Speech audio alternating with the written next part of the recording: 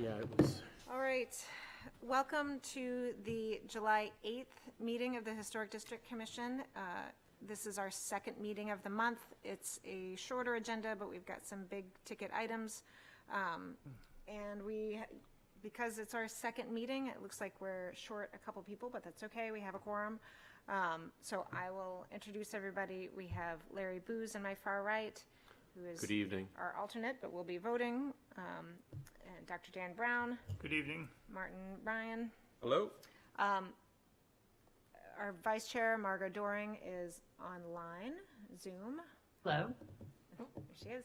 I'm the chair, Reagan Rudig. I've got Isaac Zilbo from the planning department. Good evening. Maybe Kate Cook will come. And Joy Kurth, I know, is out, might join via Zoom. And we have David Adams. Good evening. All right. Let's see. The board's action in these matters has been deemed to be quasi-judicial in nature. If any person believes any member of the board has a conflict of interest, that issue should be raised at this point, or it will be deemed waived. All right. We've got 4 administrative approvals, 1 public hearing, and 2 work sessions. We have 1 request to withdraw a work session, and that is work session requested by Michael Dulac, owner for a property located at 325 Marcy Street, the same applicant who we're doing the public hearing for, but they're withdrawing the work session. So could I get a motion to withdraw that? So moved. Okay. Second. All right, great. All in favor? Aye. Any opposed? All right, chair votes aye. Thank you. I'll let Isaac lead us through our 4 administrative approvals. All right. Let me just share my screen 1 second. All right. So our first administrative approval this evening will be for property located at 195 State Street, unit number 1. This applicant is really just seeking approval for the replacement of their existing interior partition wall and fencing, so not the exterior portion, just the inside. They've marked that off on this site plan here, so there are 2 interior sections of the overall fenced-in area to be replaced. And the idea is to replace in kind with what is there, so it'd be a wood sort of taller picket style. Stockade type fence. Okay. Yep. In the same location that it stands today. So pretty straightforward, pretty much an in-kind replacement standard. Any questions on that one? No, okay. Let's move right on to item number 2, which is 337 Pleasant Street. The applicant here is seeking approval for the not the installation of new gutters, for the replacement of existing wooden gutters. The existing gutter system is sort of built into or underneath the soffit that goes all the way around the existing structure. That does connect into copper downspouts, which are to remain in place. The applicant is seeking approval for a PVC gutter system that would mimic the style that is currently there. So we have some of the existing conditions. You can see some of the water damage that has been caused as they are aging. They've had a hard time having folks being able to repair or replace the existing ones, as we've heard from other folks. So they would like to go with this Intex system. And there's a couple of examples. Excuse me? Yes, The downspouts are copper? they are. Are they painted or they look awful dark? Yeah, they're just oxidized copper. Oh, okay. Good. This appears like an excellent system. It does. Further questions on that particular request? Nope. Okay, very good. We'll move right along to item number 3, which is 33 Humphreys Court. The applicant here is seeking approval for the removal of an existing chain link fence that's running along the side of the property. What they would like to do is mimic the existing scalloped wood fence that is on the rear of the property on the side, And then on the front, they would like to replace the existing gate and scalloped system and center that with a wider gate so it has two even panels on either side. And that would all sort of match that existing style that we see there. And that's just, of course, the fence to be removed, which is chain link, not in great shape. And that is also a material that is not typically permitted in the district, so removing that. It's good. That's good. Any further questions on this particular request? That just shows kind of the front gate area. And then just an overview here. The red shows where the chain link fence exists that will be replaced, and the yellow shows where that existing front little gate area is. If there are no questions, I'll move right along to item number 4, which is 24 Holmes Court. The applicant is seeking approval to replace the existing rooftop decking and railing system with a TimberTech, with a composite system. They have the materials that are proposed all listed out, so we can see the decking, rooftop rail, the balusters, post wraps, and post caps. Here's just an example of what that system would look like. They are proposing to use the metal horizontal cable balustrade system, excuse me. And this is just the existing conditions.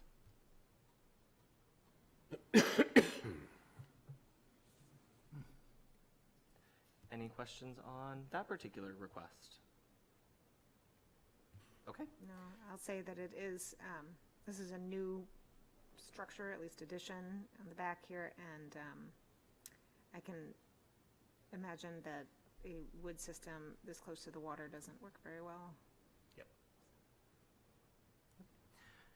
If there are no other questions or no other comments, I will just sort of quickly run down our list. Starting with item number 1, 195 State Street, unit number 1. I did not hear or have any stipulations called out. Item number 2, 337 Pleasant Street. Again, no stipulations. Item number 3, 33 Humphreys Court. No stipulations. And lastly, item number 4, 24 Holmes Court. No stipulations. Motion to approve all is presented. Second? All right. Any discussion on there? Margot, I'm just checking in. All right, we'll do a roll call vote. So, starting with Mr. Bruce, In favor. Dr. Brown, Yes. Mr. Ryan, Aye. Mr. Adams, Opposed. and Margot, Vice Chair Doran. Yes. Okay. And chair votes aye. So no one opposed, passes. I'm sorry, we had one opposed. Forgive me. It still passes. All right. Great, so now we have the public hearing, a petition of Michael Dulac, owner for property located at 325 Marcy Street, wherein permission is requested to allow exterior renovations to an existing structure, replace rear siding or sliding door, install 3 new windows in the kitchen, and remove 2 windows from the Pickering Street side, as per plans on file in the Planning Department. Said property is shown on Assessor Map 102 as Lot 12 and lies within the General Residence B and Historic Districts. So who is here to present? Good Welcome. evening, Chair. My name is Jeff Kissel with Dockham Builders.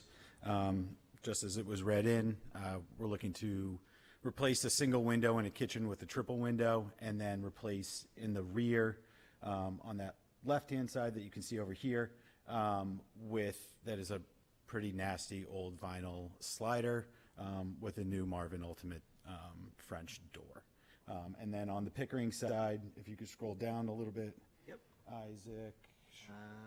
One more. Nope. This one. You will see those 2 windows on the lower, on the first floor. Those are, because of the kitchen layout, those will be set to be removed and replaced with siding. Decided over. Yep, Okay. just like, to look like the image right there.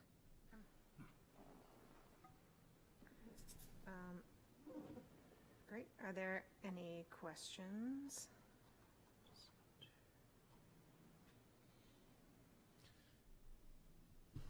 Well, I would just make a statement, not a question. I'm having a problem with removing two windows that are part of the fabric of this real,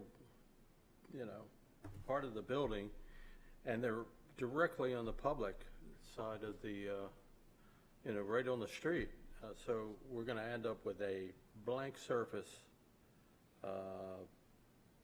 replacing those two windows. So how do you justify that? Yeah, so we talked about that with the homeowners, and if you can see, those windows are different sized from everything else in the building.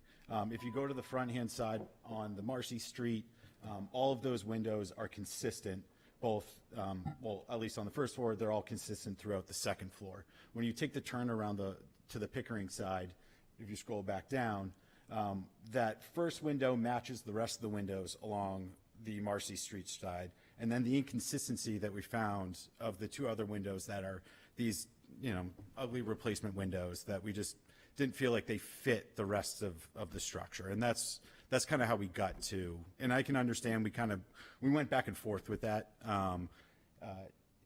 We would prefer if there were to be one window that needed to stay would be the middle one, as that's in a pantry.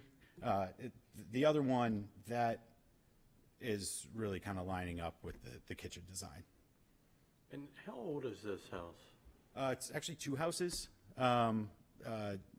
pieced together. I'm blanking out on the exact date. I'd have to look at the application, but it was the house. The homeowners went down to the Anthonyum and they got the whole recap on the property where they figured out that this side of the structure was they were both moved to this location. When, I'm not fully sure, but it is. They did present that to us, it was a while ago, so I don't know if you remember, but yeah, these were two pieces that were kind of. Glued together. Yeah, so it's not like this house was kind of all one structure. And we found this out as part of our postpones work sessions with you guys, is that once we got inside of this and we did an inspection, there's serious structural issues that we're coming across with this. So that's why we've fully withdrawn the work session, and we're just focusing on the structural issues and some of these cosmetic upgrades at this point in time. Okay. Yep. I'm still struggling with the idea of a blank wall on such a public street. I'll let others discuss it. Dr. Brown? I have to agree. The advocates, I think, listed at 1790, and it's a nice street with a lot of old houses. And I think you're losing your symmetry by removing those two windows and adding that blank wall. So I'm also having troubles. Your new kitchen window, your new deck, look great, aren't very visible from the street, but this is a major side facing Pickering. Yeah, I mean, just to respond, in our opinion, there is no symmetry because of how the windows are designed as is, and that's why we felt the need to pull them back. Any other questions? Yes. Go ahead. So, if I could ask, in your investigations, you said that these windows that you're taking out are nasty replacement windows, in your words. Do you have evidence of what was there before? I mean, it seems to me as if they took these out and put in these nasty replacement windows before the HDC perhaps existed. That language is in reference to the slider on the rear of the building, not the existing windows that are here. But these windows are inconsistent with the rest of the structure, though. And no, without taking everything apart, which we don't have a building permit or anything for, there's not much that we can do to figure out the age of these windows. So you don't know if these odd-shaped windows are original or are a later period? if I were to give an answer, it would only be a guess, but my guess would be that they're of a later period and not original. None of these windows in this house are original. I believe that we saw these and approved replacement windows for this maybe like 5-6 years ago for this house. So, yeah, none are original, but,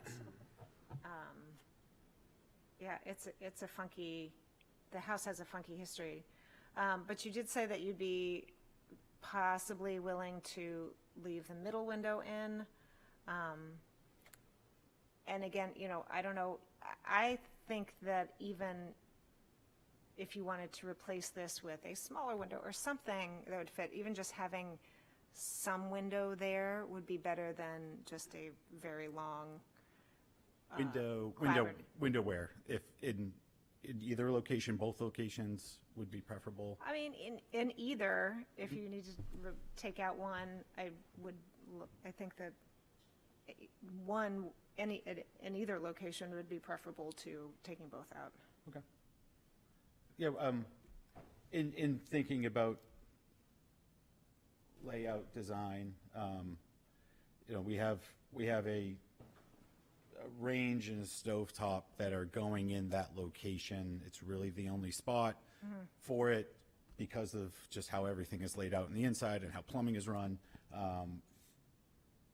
for that left-hand window to be closed up. But that middle one, it's not, because of countertop height, it's not going to be as low. So that window on the right-hand side, there's actually like I think it's about a 13-inch step where the two buildings meet. So while the head height and the sill heights all match, but on the inside, the heights are different. So that window right there on the Pickering Street side is probably only 10 inches off the ground. Yeah, so that's why this is all really kind of difficult. There's a significant difference in height between, if you go to the front elevation,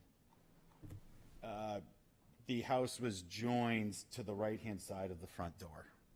And those windows significantly drop down, or the floor drops down significantly to the right-hand side. So we're running across all of these structural issues and head height issues and all of that. Okay. It's funny how just organizing the windows in horizontal rows and groups regularizes the exterior of the house so that none of these issues are apparent to someone walking by, which I think is a testament to the organization of windows, something that is important. Yes, Larry. So from what you just said, make sure I understand this, to the right-hand side of that door is where the second building was joined in, so like this Yep. square right here? Yep, Okay. where you kind of see a little thicker wall in there. Yeah. Yep. Okay. So I'm assuming, and I know we don't get into the interior design, but your three windows must be over a sink and stuff. And the way you're showing that partitioning wall, is there a possibility of putting the range on that partitioning wall directly opposite the bank of three windows? And then you would still have the symmetry of those other two windows. But if you can't, then I would agree with the chair that at least keeping one of the three would help, because to get rid of all of them is going to be a great big blank wall, just like Martin and the doctor said. Well, just two of them, not all of them on the. Well, no, I know, Yeah, just yep, get rid of two, right? Yep, just want to be clear on that. Range is going over here.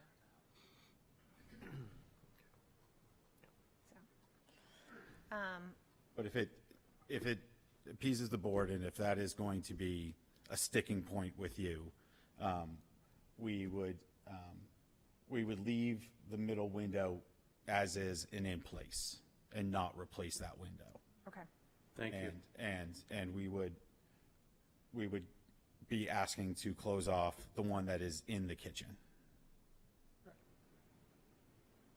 Makes sense. I think that's a valid compromise. Yeah. And that helps the homeowner. And not to throw this in here to you, not saying that we wouldn't be back to replace that window, and that window may be smaller because of a countertop in the middle. Sure. Just so you understand, because of how the elevation changes on the inside. Yep. Okay, understood. And Thank you. two notes that I do have, I know it's half screens, and we don't have those in here. Okay. And I will make sure, half screens, and, so yeah, I just wanted to make sure, we are aware of that. Thank you.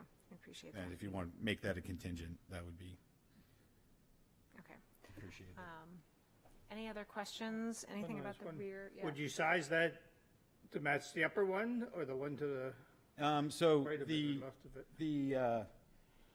we would size it more to the size of the triple windows over the kitchen sink. So that would be with a 36-inch high window. Yeah, so it would be shorter. It's going to have to meet countertop. We're dealing with about 7 feet of ceiling height in this part of the house. It's Cozy. yeah, we're going to be removing both floor structures to do everything. It's Yeah. in pretty rough shape. Wow. Okay. All right. Yeah. Any other questions about any of the other changes or modifications? You do have a triple gang window you're putting in the back? Yeah. Okay. If you, my other note here is if you would prefer that to not be mold, we could do a stud pocket in between, and because I believe that's something that the board does prefer. That is something we often, And that we have no problem doing that. It's actually drawn that way. It's just the quote is with them. It doesn't change price for us or anything like that. So yeah. okay. Yes. Yeah, I think that it, certainly if it's drawn that way. Yeah. We'd like to see. I know that's what you guys prefer. Yeah. Thank you. Okay, that would be great. So it's a stipulation that there'd be a stud pocket width there. Anything else? So if I can just Oh, please. be clear, so the 3 individual windows, not mold, the ultimate French door, only closing off one window and leaving the middle window as is. Yes. Okay, that works for us. Okay, thank you. That's Yep. great. I like it when they have their own arguments with themselves. Yes, well, and thank you for summarizing it for us. All right, if there are no other questions, I'll open it up to the public. Is there anyone wishing to speak to, for, or against this application? All right, seeing no one rise and no one online, I'll close the public hearing and wait for a motion. Madam Chairman, I'd like to move that we approve this application as represented, with the mulling of the issue of the rear windows and the half screens, and the removal of just one small window on the Pickering Street side of the facade. Thank you. Second that. I believe that doing this will help preserve the integrity of the district and is consistent with the special and defining natures of this and abutting buildings. Great, thank you. All right, any other discussion? All right, I'll have to do a roll call vote. So, Mr. Bruce? Approved. Approved. Aye. Aye? Dr. and Mr. Adams. Vice Chair Doring? Yes. Okay, and Chair votes aye. So, thank you Thank you. very much. And if I was just say that, I had to push back on the homeowners from wanting to remove the chimney in this space, but I didn't feel like having to go at that with you on that one, so we're keeping it, so, Okay. thank you guys. Thank you. Thank you. All right. Good planning. Okay, so now we have our 2 work sessions of the evening, and our first one is work session A, requested by Robert M. Snover, Revocable Trust, owner for property located at 58 Humphreys Court, wherein permission is requested to allow the demolition of the existing single-family home and the new construction of a new 2-family dwelling as per plans on file in the Planning Department. Said property is shown on Assessor Map 101 as Lot 47 and lies within the General Residence B and Historic Districts. We can move down to the tables for our work session, and we'll just clarify that the request was that tonight we're going to be talking about the proposed new design less so about the potential demolition. Down there.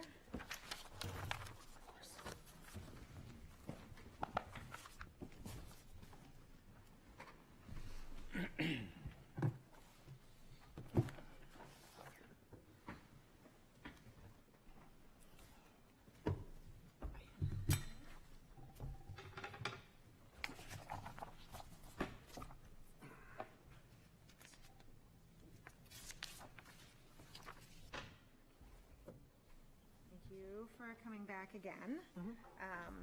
So, yes, we've had 2 work sessions where a lot of the discussion was on the potential demolition. And we can certainly talk tonight, as you requested, about the proposed new design. This is just part of the application, and to be clear to everybody else, I mean, we would not even ever approve, generally, we do not approve demolition unless we know what is going to be there to replace it. So this is just to continue our discussion here. So I'll let you take it away. Speak first? Yeah, no, I was gonna, if we were gonna rehash the demolition issues, I had something to present, but if we don't have to do that, Okay. yeah, we're excited to jump Great. in and talk This is about. this is what the planning department had said. you were Requested, requesting. yes, what we Absolutely. requested. Yes. Yep. Okay. So, I had added this, I don't know whether it's in your file at one of the work sessions, as a figure ground. Yeah, I don't think that's. You don't have that in the packet? Yeah. Well, I can just pass it around.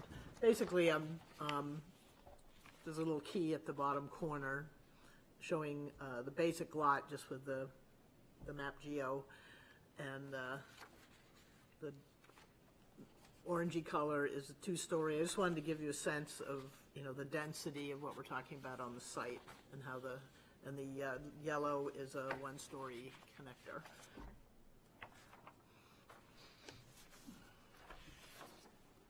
Is there a particular significance to the information that's coming up for you? What do you see? Yes, I feel like we're looking at this site, which is a large site, and that we're putting, you know, a 2-family dwelling on it, but we're respecting all the zoning, and we're trying to increase the setbacks as much as we can in the locations where we can, partly to respect the neighbors, but also to be able to create some interesting yard space for both the units. And the orientation, I can get into more when we show that site plan, this plan here, the proposed sort of schematic roof plan.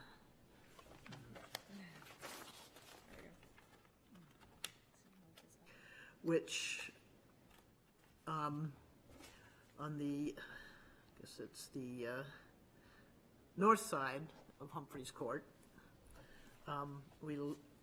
that structure there is basically 25 by 40 with a little bump out on the side, with an entry that comes directly off Humphreys Court with some steps, trying to play with the grades there to an open porch that would allow access. So it's sort of similar to the houses along that side of Humphreys Court, that they're fairly close to the streetscape.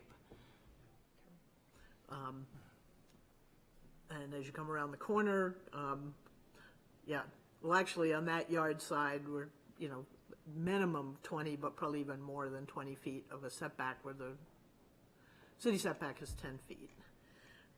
We come around the corner, and I'm kind of pulling the drive away from the sharp part of the corner, and I'm showing at this point a 3-car on the first level with living space above, driveway for parking. And then the second structure is turned also to the north, so you would, I'll go through the elevations in a bit, and that's a 28 by 38 with some 1-story connectors. We go to the elevations, 2 of 3. That lower north elevation shows sort of the streetscape, with some landscape steps up to that entry porch, and then the 24 by 40 with the bump out that kind of creates an entry structure on the left side. Set way back, because it won't be so close to you, is a more traditional two-story kind of colonial. I haven't totally gotten into just coming up with massing and shapes and site planning. So there's a lot of different directions I could go in, but the basic forms, massing forms is what I'm looking at here right now. With a, steps up to an entrance. The other elevation on this page is the east elevation, which runs, and you can see the back side of that little bump out of the deck. The upper level of that basically garage building on the first floor is living space. And then the connector structure and the two-story other building with some one-story spaces.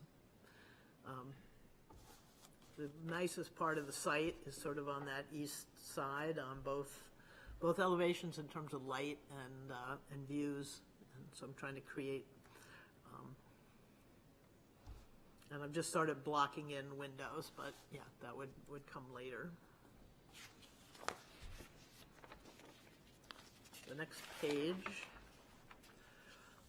shows that west elevation with the garage bays, one sort of separated off that would be for the second unit, and then the lower connected building and the other main building up on the hill there. And the final elevation is really, really hard to see from the street, but that would be running along that south side.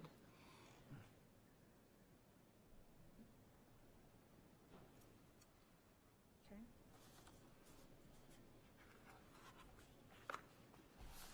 So we've got any questions, discussions on this? First thoughts?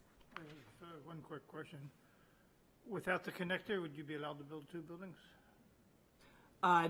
No, a duplex would have to be connected. Okay. Yeah. We've been told one structure, one driveway.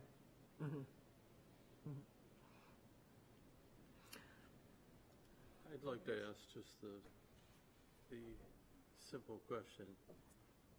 Is this all predicated on knocking down the existing house? Of course it is. Okay. But, when we started this. It had to be asked and it had to be said. No, I know, exactly. Yeah, but, in order for us to even present that, we had to come up, and a fair amount of time was put into this. And this is, I'm kind of right at the building coverage level. I can see ways of pulling this, the scale of this down again a bit. But the concept of how the buildings are shaped and oriented is kind of, we'd like to get some feedback, because that was what was crusted at the. So your understanding is if we're amenable to this, then therefore the obvious thing is that the house would be demoed. We had that vote, so I'm just trying to figure out, I don't know, what's going on. No vote. Can I- We haven't had any vote about the demolition. So we've only had work sessions, and that's, I think, so Where the maybe I confusion should have started from the beginning. Because I don't know if all members are fully aware of the history of how we got to where we're at today in July. But this started in October of 2025, when we applied for, submitted a request to the HDC for the demolition of the residence of 58 Humphreys Court. And in that application, we presented that the existing modern split-level residence did not fit with the 18th and 19th century residents of the street. We spelled out that in other parts of the city, there are subdivisions from the 60s and 70s that had this style of house when they were well represented, and that retaining the structure on Humphreys Court didn't enhance the city's architecture or historic character. So we presented that in our application. In addition, the non-compatibility of the style of the residence, its location in the middle of the lot, and it didn't have a good connection to the streetscape. And therefore, it would be counterproductive to try to renovate that house, which is what we presented back in October, or add to the existing structure. So at that time, Chairman Rudick denied that application because they stated that the commission wouldn't approve a demolition without knowing what was coming. So that was all in October. So in March, so we spent some time to figure out what we're going to do on that lot, commissioned and to develop these plans. And in March, we submitted again. And the request was for the demolition, for a work session, and attach these 3 concept plans, what we are proposing, as requested by Chairman Rudick back in October. So in April 1, when we came in 6 months after this process started, we came in and we were granted a work session, and the work session focused almost exclusively on the demolition and did not discuss this. The design that Chairman Rudick had required that we provide. At the time, Chairman Rudick pointed out that the house had been classified as non-contributing since the 1980s, but technically could no longer be considered non-contributing, as the HDC had adopted, I believe in 2018, new guidelines.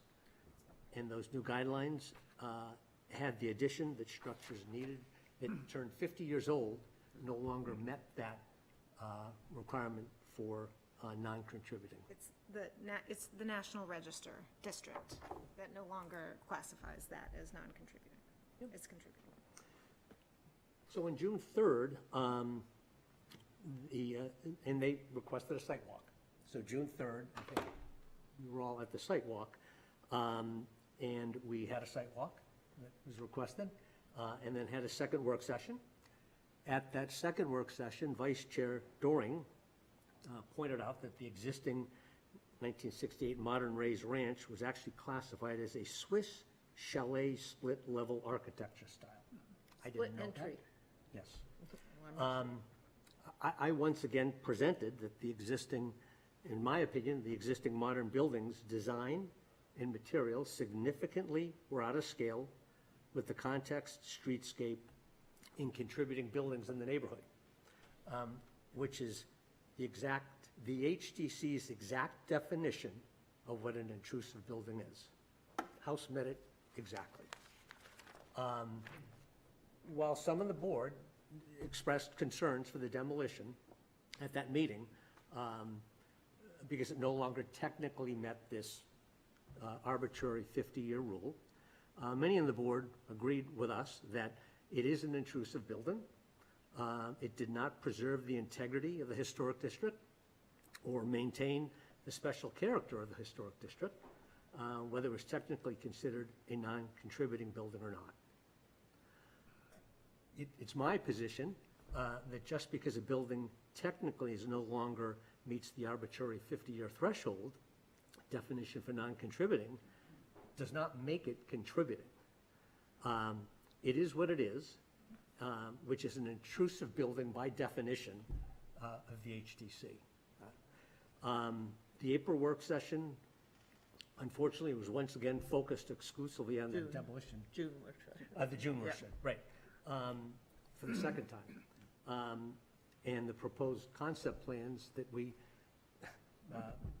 had and spent a lot of time and effort into, and not trivial expense, were not discussed in any detail that we had any input.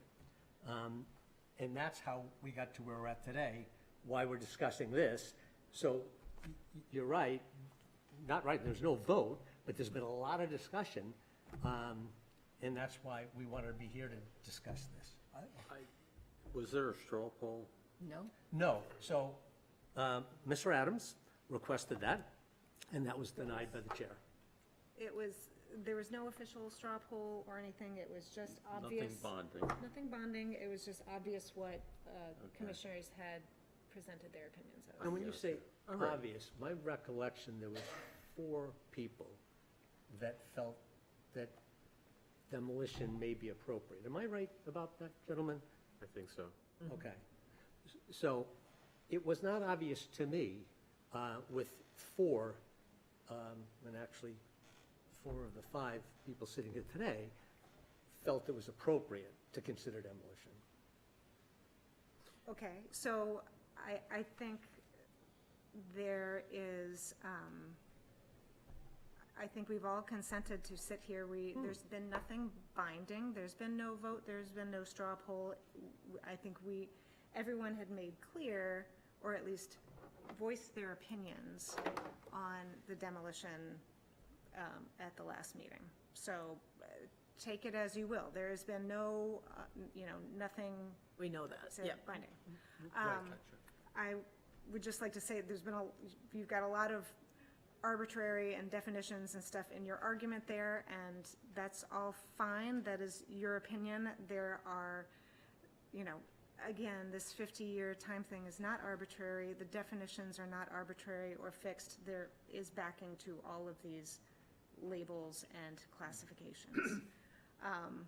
But we're here tonight, and we all agree that we can kind of jump over the demolition discussion, since we've had that a lot, and we've all voiced our opinions on that, and look at these proposed designs, because as we usually do, as is our, our sort of, unofficial system, is to look at what is proposed before we would grant a demolition. So here we are to talk about what we've proposed here, and this may or may not change minds as to whether or not a demolition, would be appropriate.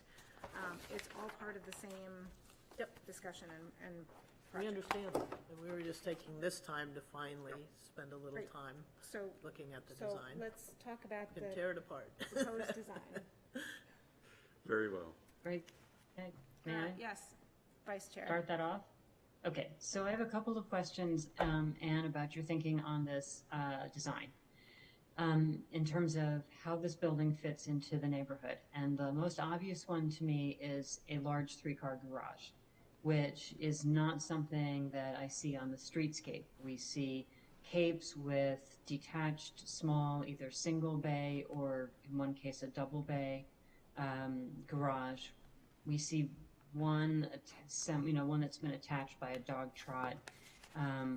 So I find this 3-car garage to be a little bit out of keeping with the streetscape. So I would appreciate if you would address that. And then also, my sense of the historic district, where there are 2-family homes, is that these are not 2-building homes. They tend to be single mass buildings that were maybe very large and in the modern day have been cut into 2-family, or were actually 2-family structures when they were originally built, maybe an over under Queen Anne, for example.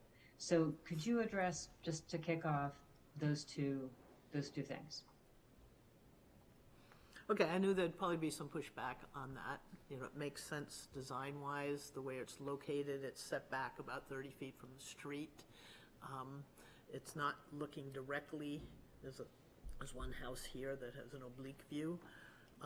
That's something that, we would work on in terms of, the next go-around, in developing the design.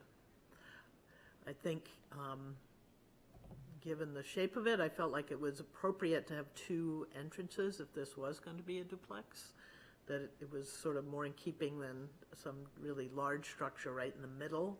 It allowed for a street access, which is very typical on that side of Humphreys Court, and then it allowed a little bit bigger yard space for the second dwelling unit.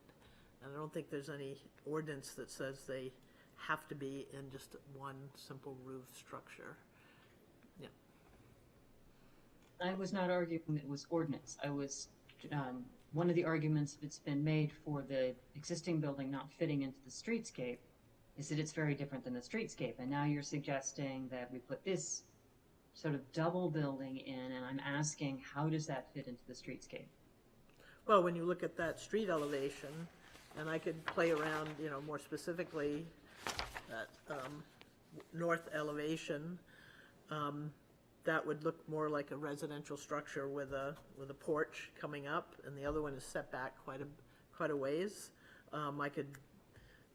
I put some sort of awning, kind of garage-like windows in that space. I think it would probably be more appropriate to have regular-sized, you know, double-hung windows there and make that look like a residential building, and you only see the garage from the other side. If we had to, we could get rid of one of the garage bays and make a little bit more functional first floor for that second unit. And I think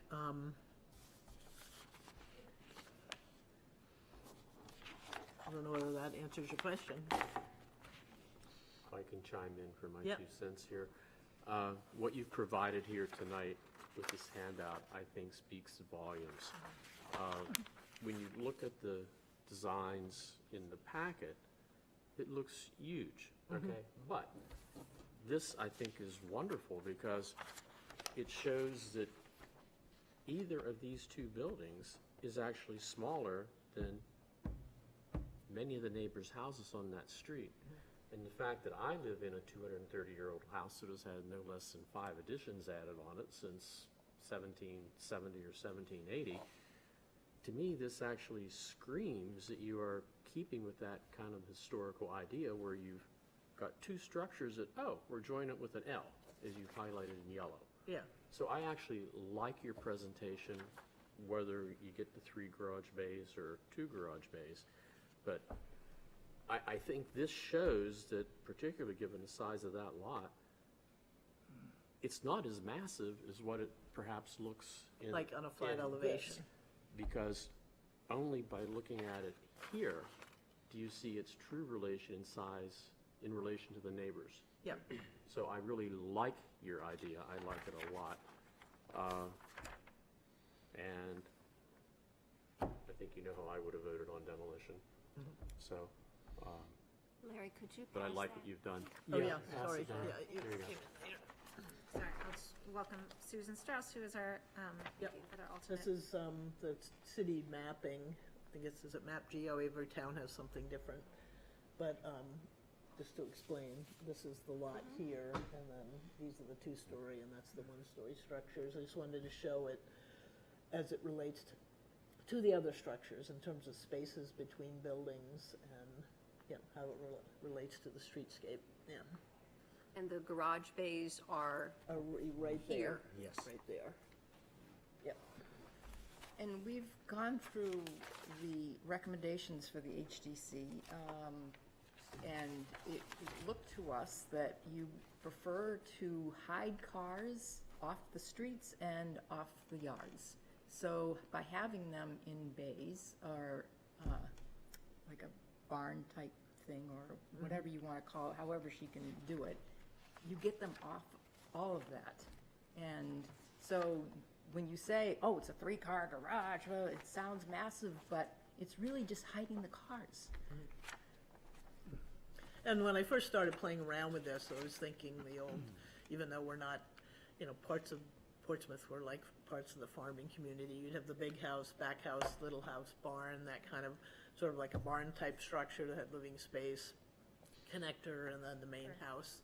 That was sort of kind of my starting point for a concept, and then to try to really maximize getting good yard space and connections to how you'd see it with the streetscape. And we have it on our back property line. Yeah, that's, yeah. Anyone else? Yeah. I'll just start out by saying I had to understand and hear this refresher. Because for me, I wanted to build on a process and decide on the demolition first and then go from there. But obviously, it's not binding. Work sessions, we're still trucking along. I have a problem with this design in that I think there's like an organization problem that I can't get around there's just so much happening on this building. It's almost like these are attachments that occurred over time and not something that came out of one grand design or one approach to this is the order it will be, and this is the minor element, this is the major element. I'm seeing a cacophony of things happening, and they're not pleasant to look at. I'm seeing a lot of awning windows. I'm seeing what looks like a lot of sliding glass doors, balconies, stairs that go up, and it's just, there's no real formal quality to this. It just seems so rambling, and for something that's coming fresh out of the ground from the beginning, it's a little disturbing. Also, you have multiple pitches on the same elevation, like you have a low pitch in this small low element on the east. That's not very historic, and it just, to me, it needs some clarity and order. I would start with the two main masses.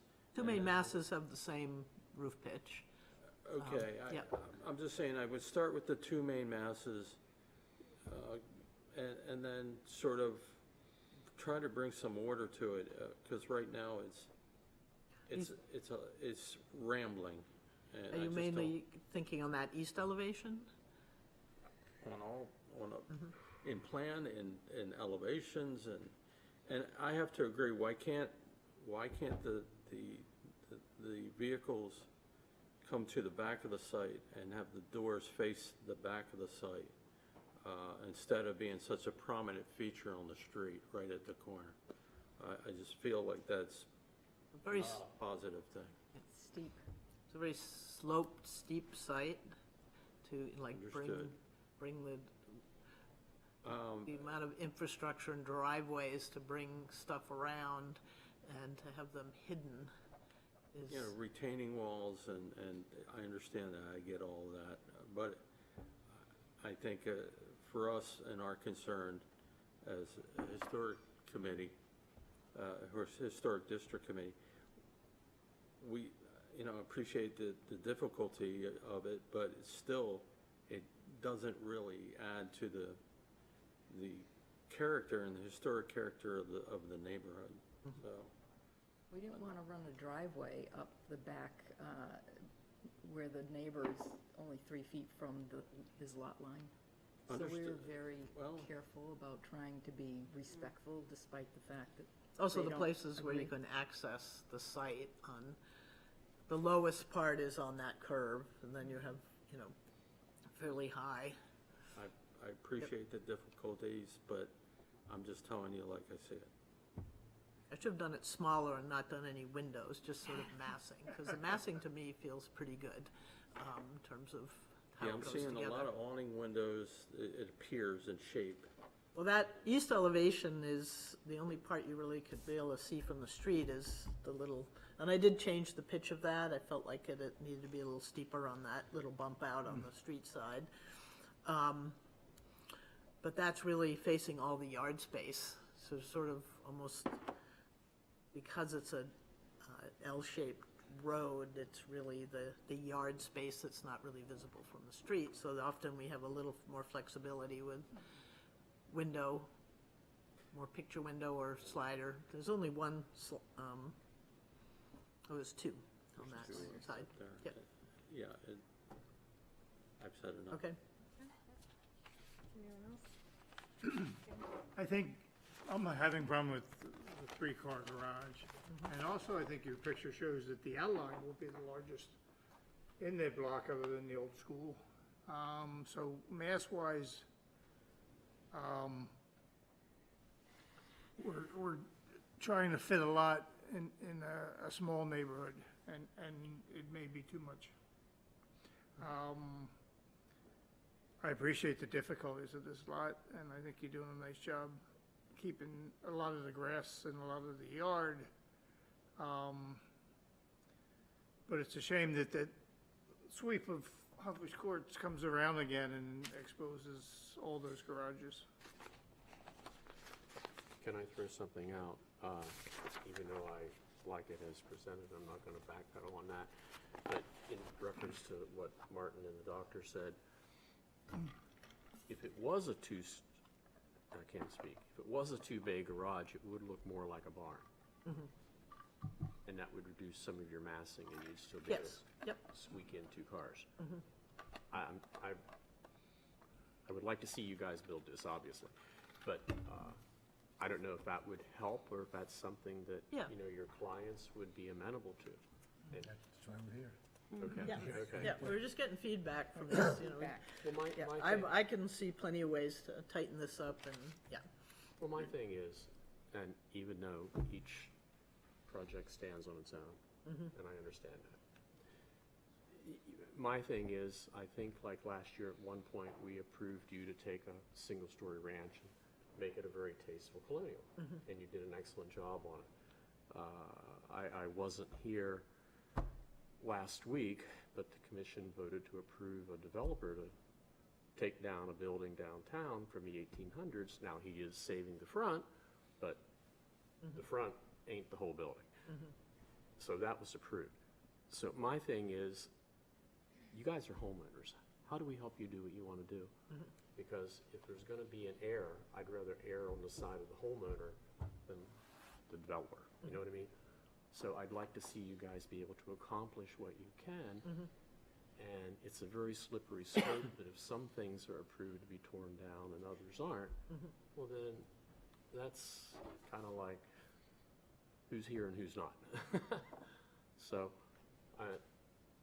So back to the barn thing, if it was a two-bay garage, perhaps that would help you or something. Or more, Make it look more looking like a more barn. barn-like. Yeah. Anyone from this side? I have a couple of thoughts.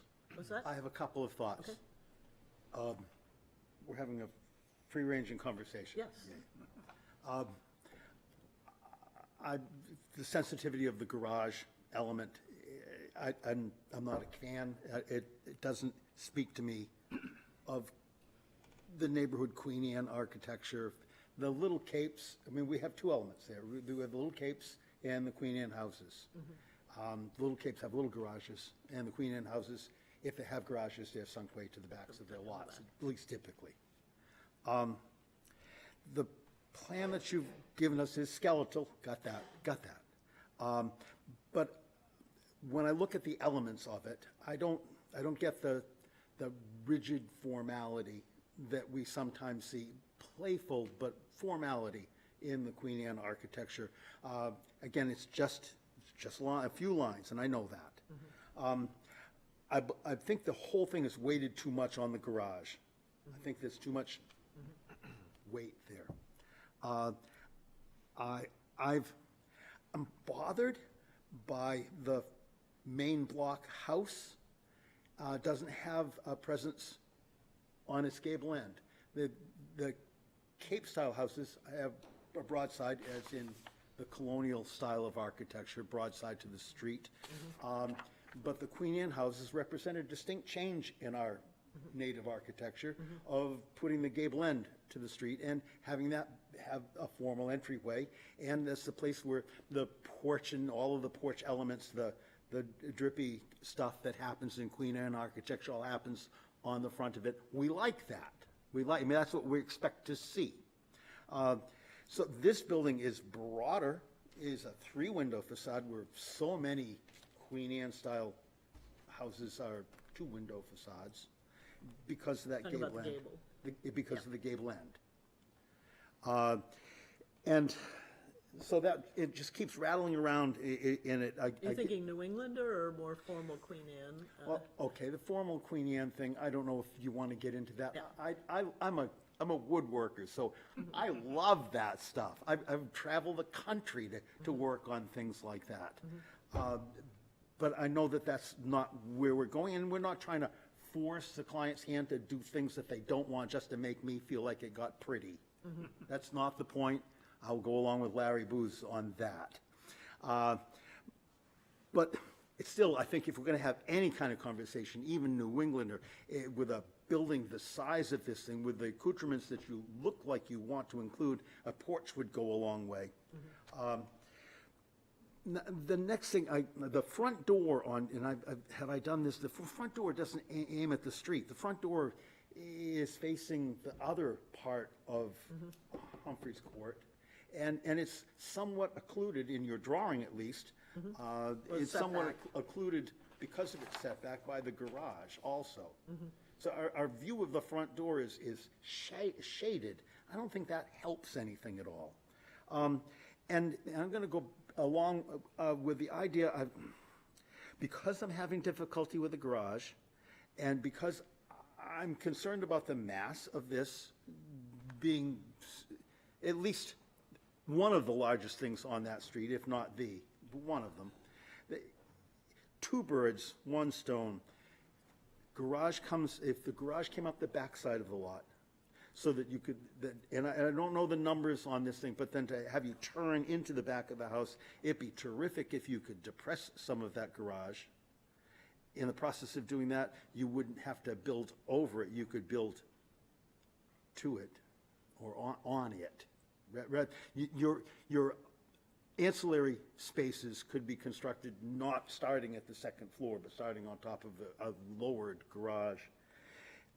It would move the garage and the driveway from the street. It's the broadest part of the house, and it's the least attractive in terms of the neighborhood. I think there's a bunch of jiggering that has to happen to move this along. Thank you.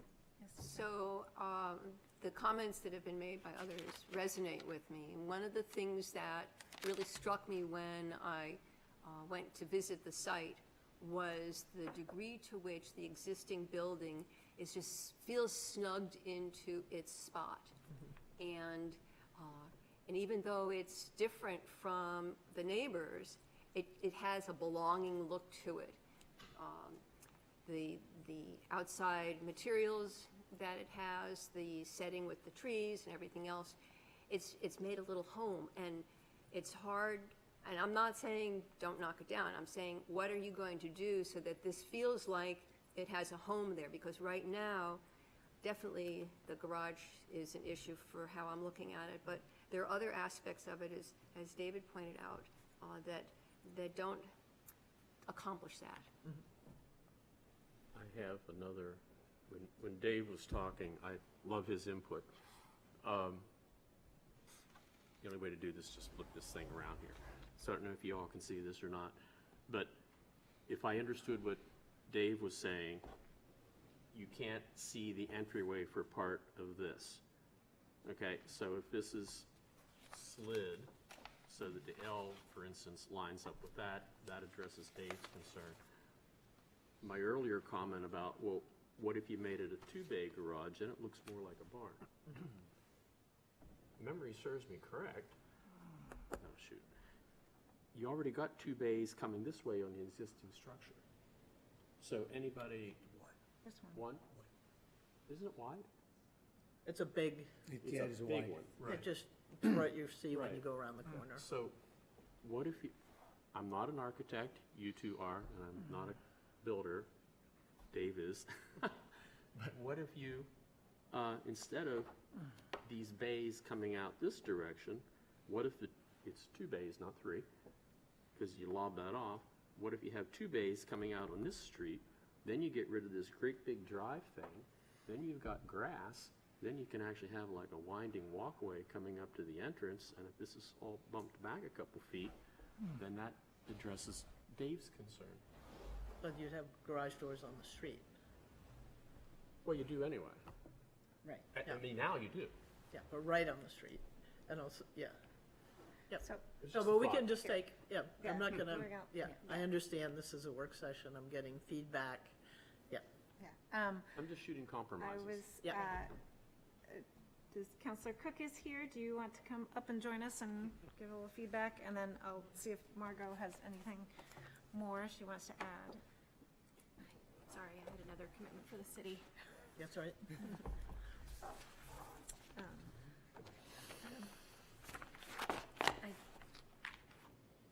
I don't have a lot of additional feedback. From listening to what people are saying, my concern is the mass of the back structure, and the three-car garage is just atypical for the neighborhood. I actually can't think of, and I've said this before, I can't think of another space in the South End neighborhood where there is a 3-car garage like this. I think the massing of that is challenging to fit within the character of the neighborhood. So I would encourage you to consider something like a little more diminutive. Vice Chair, do you have any more thoughts? Since your face is not here in front of us, I just want to make sure you don't have anything else. I don't want to miss you. I think that a lot has been made of the 1968 ranch not fitting into the neighborhood. And if it doesn't fit into the neighborhood, that's your opinion, fine. But I am not seeing how this fits any better into the neighborhood than what is there. There are so many things, so many elements on this design that I don't see in the neighborhood. So I'm definitely not in favor of removing one building that people feel is intrusive in terms of its design to the neighborhood and putting in a building that, to me, is also intrusive. The garage, the house turns so that, it's kind of a New Englander, but the entrance is on the other side. The fact that the two buildings, that the two-family home is clearly two buildings that have been attached to each other just to fit some kind of zoning requirement. It doesn't even read to me as if these were two separate buildings that had perhaps in their past been single-family homes, and then somebody bought it and wanted to connect the two together. It doesn't even read like that to me. So if we want to continue to try and find a way to put a two-family structure on this lot and have it fit in with the streetscape, I think we need to think of a completely or drastically different layout, because you've got these capes across the way, you've got the Queen Anne around the corner, and this isn't either one of those and doesn't speak to either one of those, in my opinion. All right, I'll just put in my 2 cents before I open it up to the public. I have a lot of the same concerns. Essentially, I agree with a lot of the comments that this is very rambling. It doesn't even just the massing. Even if we're just looking at massing, it's separated. I mean, this, if this is still a footprint, so if this little yellow thing here, which I'm sorry that the public can't see this, but it's just essentially the footprint on the map, and it's still a really big footprint. And I don't see how this design and footprint and sort of compilation of structures and massing is more appropriate than what's there now. So I can't trade one for the other. If what's there is so terribly out of place, which is not my opinion at all, but if it is so out of place, then I would want to see something that actually, that would fit in better. And to me, this doesn't at all. You're right, it is a very, very complicated site. The topography is very weird, and I think that's probably why nothing was built there for so long. So it is certainly a challenge. And also, this is really basic, should have done it much tinier and Sure. just showing massing, because I think I was trying to throw windows and things in for scale, but Right. that can defeat the purpose, yeah. I'm not certain that you shot yourself in the foot with putting windows and whatnot. I think that helps us understand a little bit gives of us what you're scale, doing. yeah. We're a little practiced at this. None of us are professionals like yourself, but we're a little practiced at this. I appreciate you doing that. And I also understand, I think everyone does, why it doesn't have all of the features on it. Right. Yeah, we got that. I, just reiterating what you did, because it needs to be, I think needs to be done on my end. I'm comfortable with replacing the building that's there. But if we're going to make that step, then I'd like to have it become, the new thing, be more part of the neighborhood. Maybe I'm cheap or easily bought. But I don't mind new things mimicking old things. It helps the old things have a stature, to me. But to me, it's a trade-off. Let's make a deal, I guess. And I don't see, I'm not moved. I'm not moved to do that at this. And again, I think part of the challenge here is that you don't have a homogeneous area of one particular type of building. You've got 20th century houses, capes across the street, you've got Queen Anne's, you've got New Englanders, it's very different. So it's not like you can just kind of cut and paste in the spot. So, yeah. On earlier versions where we were trying to split the lot, I actually had two really nice New Englanders. Sure. Tucked right in with their own driveways, but that's... The splitting the lot thing, was that evenly zoning divided wasn't allowed from the broad side into two? Two, it was, one of the your lots? original had been two lots from...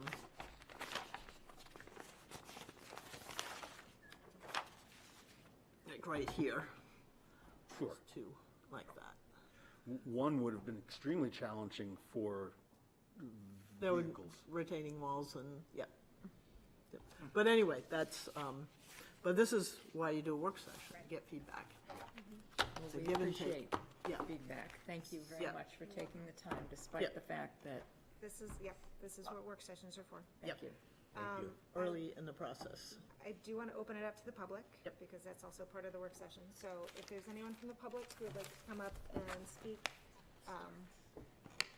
to this discussion, please introduce yourself with your, Hello, I'm Robin Ferrari. I live at 44 Humphreys Court, and I'll try to be brief. So I guess when I go around the South End and I see two-family homes, they're either started as a single family and then they were chopped from the inside, so they still look like a single family on the outside, or they're like the townhouse style where it's still one mass, but there are two front doors and they share a wall in the middle. Those are the only ones that I've seen, and I think that if this was a single mass with two units inside, that would work in the neighborhood. But this is two masses that just have like a little connection, which to me seems like it's trying to get around that, like you can't put two structures on it, so we're going to call it one, but it's really two masses. And so that's my issue with this presentation the way it is. Thank you. thank you.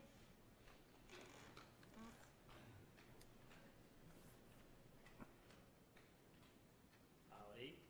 Ben St. John, 54 Humphreys Court. Appreciate you guys going through this still.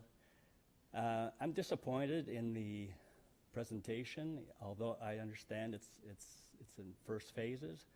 I was hoping to see something a little more in line with the neighborhood based on the different conversations we've had over the last several sessions. I think it's a little bit audacious. From my perspective, from my window, it's going to be a wall that is going to be, and the plan that you have, this plan with little yellow marks on it, this shows certainly a surface. It doesn't show the height and the breadth properly, and especially from a neighboring property that's right on it. As far as the garages are concerned, several years ago, I think it was in 2005, I came in front of this committee asking to put a two-car garage on my property. I had the space for it. It worked. I was denied and got a one-car garage, which suits me just fine. So we park one car outside, one car inside. It works out. The garage is in the back of the property. And I think in this situation, and the lot is a tough lot to work. There's no denying, and I feel bad for the owners because it's a challenge trying to put a 10-pound pig in a 5-pound bag. It just doesn't work. And that's really what we're trying to do here. It doesn't work. So I would ask the owners to sit with their architect and come up with a plan that fits the neighborhood and reflects Humphreys Court. As far as demolition, that's another topic. As far as renovation, that's another topic. But if this is the path we're taking right now in terms of at least considering something for the future, please be realistic with where you're trying to put it, and I think the neighborhood would appreciate that.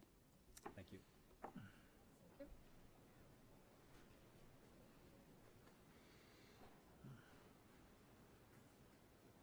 Hi, I'm Amy Baker, 75 Humphreys Court, directly across the street. I wanted to ask you guys a technical question, actually. I think I remember at the last work session, one of you was going to recuse yourself from this decision. Does anyone? I think so. I don't think so. Yeah, we can look back on the, yeah. You had mentioned you were going to recuse yourself, so. Alternate, so you can't vote. Oh. But I was, You just said you were an alternate. if we voted tonight, I would be voting because there's not enough people. Right, it's But- not a recusal. The other night, there was the full, all the chairs were occupied, that's the easiest way to say it. So when they're all occupied, I don't get to vote. I It get to just, speak. right, it like an depends when, alternate. if it comes to a vote, it Yeah. depends on how many Great. standing members we have. That makes me feel a lot better. I thought it was unusual. I was just, That would have been confusing if it was a recusal. Right. now. It's Okay, just- great. Thank you for clearing that up. And then as far as this goes, I just echo everybody who has said they think the garage is too large and doesn't fit in. There is a house in the south end with a 3-car garage. It's on Marcy Street in South School. It's that gorgeous cape that we all think is so gorgeous, but the garage is tucked behind very tastefully, one level, way lower than the main house. So you don't notice it, it's not like staring at you like this. The other thing that always strikes me about this as being odd is essentially when you come out the front door, instead of like a yard, it would be a 3-car deep sideways driveway instead of a front yard, and that just strikes me as really odd. So again, if we're going to take down something that we don't think fits, I don't think it makes sense to put up something extra large and a little bit different. Thanks. Anyone else?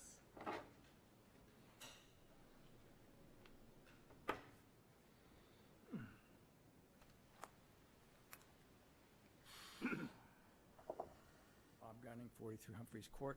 I don't really have anything prepared. But I have some thoughts that people may not be aware of. When we moved to Humphreys Court 30 years ago, I wondered why it was called Humphreys Court, because it was a through street. And I come to find out from some research that someone had done about our street. And it turns out in 1900, there were tax maps that I saw where the street ended after 5 houses. So it was a true court in a sense, not a cul-de-sac, but a court. And sometime in the 30s, I'm not exactly sure, it was punched through to Newcastle. And those lots sat vacant. I have found no record of any other homes being built on that, which is the west end of the street. The 3 houses that are there now, Harold's and the two Capes, those were there. They actually marked the evolution of Humphreys Court from a court to a through street. So from an historical perspective, they represent the evolution of that street. Okay? So the idea that the house is offensive or somehow doesn't fit in, that's so overblown. You're being used by that excuse. That house represents the evolution of that street. There's 4 Capes on our street, 2 of which face this house. They're all 50s, 60s era homes. And they're built there because that's what happened when that street got broken through. One of your members online said how comfortable that house is sitting on the lot. And that's what I've always felt. It sits in the middle. It's very well seated. When you live there, you have green space. This is a monstrosity. And the whole presentation, the fact that somebody would try to sit this 2 houses down from mine, I am offended. I am truly offended by this. All right, so 2 points. That the evolution is marked by the 3 houses that are there, and this is going to destroy the size of that evolution, and it's going to offend me every time I come around the corner. I've been here for 30 years, and I do not want to see this thing on my street. Thank you. Thank you. Anyone else? Welcome to our world. This is nothing compared. Good evening. Richard Samperl. I live at 22 Humphreys Court. I have no objection to replacing the existing structure and within the footprint that currently exists. My concern about this design is that it is forced to allow for basically 2 different structures within one lot. And it would not be designed this way but for trying to fit 2 homes in a very consolidated area. And I think for that reason, it is an aberrant design with other houses in the neighborhood.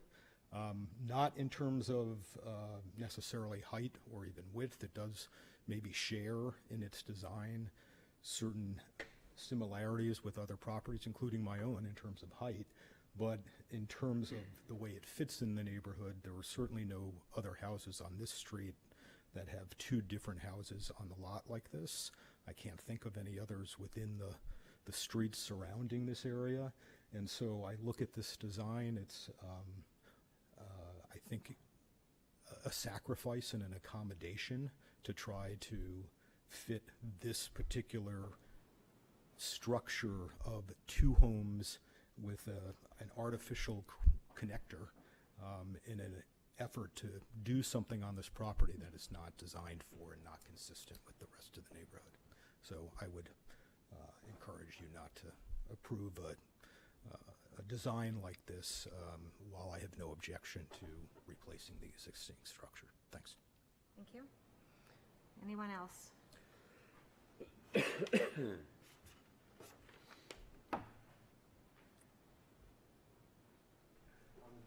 Jamie Baker, I live at 75 Humphreys Court. I know we're not here about the demolition, but I do think, you know, all of the principles and the research and the sort of concepts that the board put forward at the last meeting continue to apply regardless of what is proposed.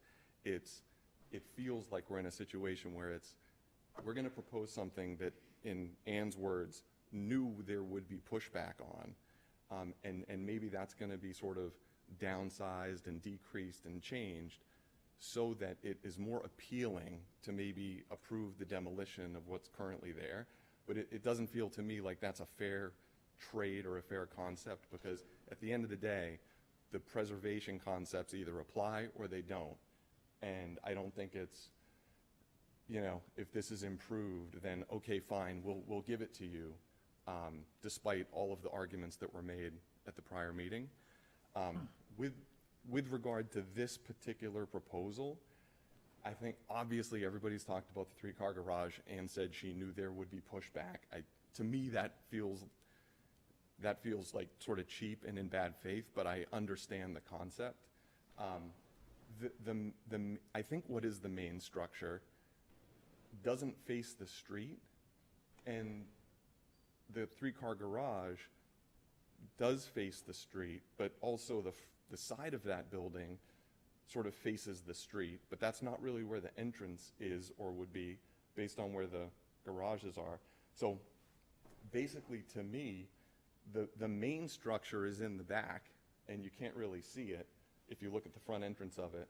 So the whole thing is just backwards, and the main house should be on the street somewhere, either facing my house or facing the Sullivan's house, and then the garage needs to be sent to the back, which would be the only way to remotely make it historic in any sense or like consistent with the neighborhood. So I really think we should be talking about the demolition, but with regard to this proposal, I think it has all the sort of issues that have been outlined. So Thank you. Thank you. Anyone else? Is there more? Rachel Kershan, 33 Humphreys Court. When I looked at all the photos of the other houses on our street and I looked at the garages, first place, all the houses that are shown have a one-car garage. None of them even have two-car garages, with the exception of a house that is a multifamily house, single structure on Newcastle Ave, and there's a very small outbuilding which is a fraction of the size of that house. And everyone else either has a detached garage that is in the back. They're very small garages. Some of them don't even fit a car of like an SUV-sized modern car. And those that are attached to a house, they're attached, and there's that piece of the house that they're a part of is set way back and is invariably smaller than the whole rest of the structure. The garage is totally subsidiary to the houses that are on the street. I also agree as far as not wanting to put off a decision about tearing down the house. I know that's not our focus, but I just wonder how much precedent there is in the historic district for tearing down a house that is currently occupied and lived in, and what sort of precedent then would be set for other people who want to tear down their houses because they're not as practical as modern built houses. I mean, if there's a cape, sometimes there's a cape on a street with more colonial houses. Well, is that going to be now inconsistent, and could that be torn down? So what are the criteria that would distinguish tearing down this house, other than maybe the exact way it is right now people think is uncharacteristic of the street, disregarding the history of how it got there? Thank you. Thank you. Anyone else?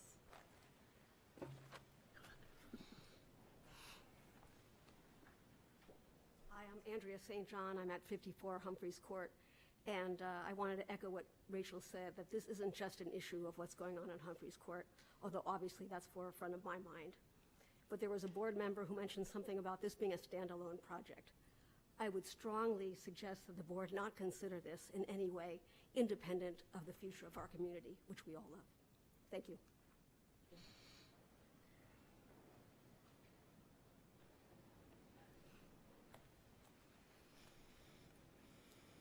Hi, Kim Sullivan, 63 Humphreys Court, directly across from the property. I just wanted to echo everything my neighbors have said.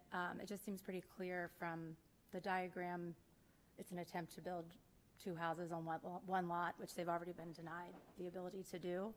And to also reiterate some things that my neighbor said, if the current structure that we look at and I feel is a pretty major part of the street, if that is not fitting with the character of the neighborhood, then this proposed design certainly is not.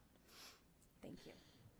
Thank you. Is there anyone else who would like to speak? Is there anyone else online? Nope. Okay. All right, seeing no one rise, we'll just end the public comment part. Would you, and does anybody else have anything more to throw in? If not, we'll just, would you like this to be continued? Yes, but not, I don't know when. We yeah. need to go back to the drawing board and Yeah. incorporate all your input. I remember which last time we talked appreciate a about lot. that, I thought it was going to be a couple of months, but then we decided to come because of this. But Okay. the typical thing is we'd be on the agenda for August unless I tell Isaac that we want to postpone If it. you'd like to go ahead and, I mean, we can say postpone it to September if you want to do that. Or we can just, Usually away the first week in September, first 2 weeks. Let's leave it for the August then. Leave it there, and then we got to regroup and kind of. Okay, we'll see what we can do between now and then. so can I get a motion to Second, I'll move that. We continue? put this on the agenda for the next meeting. Great. Second. Second. All right. We still, because we have to vote on this, we have to do a roll call. So, actually, how many do we have? 1, 2, 3, 4, 5. And Margot's seven, online. and Margot's on, so I guess still, you don't need to vote on it. Okay. It's a technicality. So, Mr. Bruce? Approve. Yes. Dr. Brown? Approve. Aye. Aye. Aye. Oh, Aye. you're No, not, and then Margot? It's, Sorry. And Chair votes aye. Okay, thank you. Yep, All right, thank you. We'll see you at some point. Thank you all very much. Thank you. All right, and so our last work session of the day, which hopefully many of the public will want to stay and talk about the McIntyre building. That would be great, is, wouldn't it? The work session requested by 80 D Street LLC, owner for property located at 62 Daniel Street, wherein permission is requested to allow renovations and construction to an existing structure, the McIntyre Federal Building, and the construction of 3 new multi-story buildings as per plans on file in the Planning Department.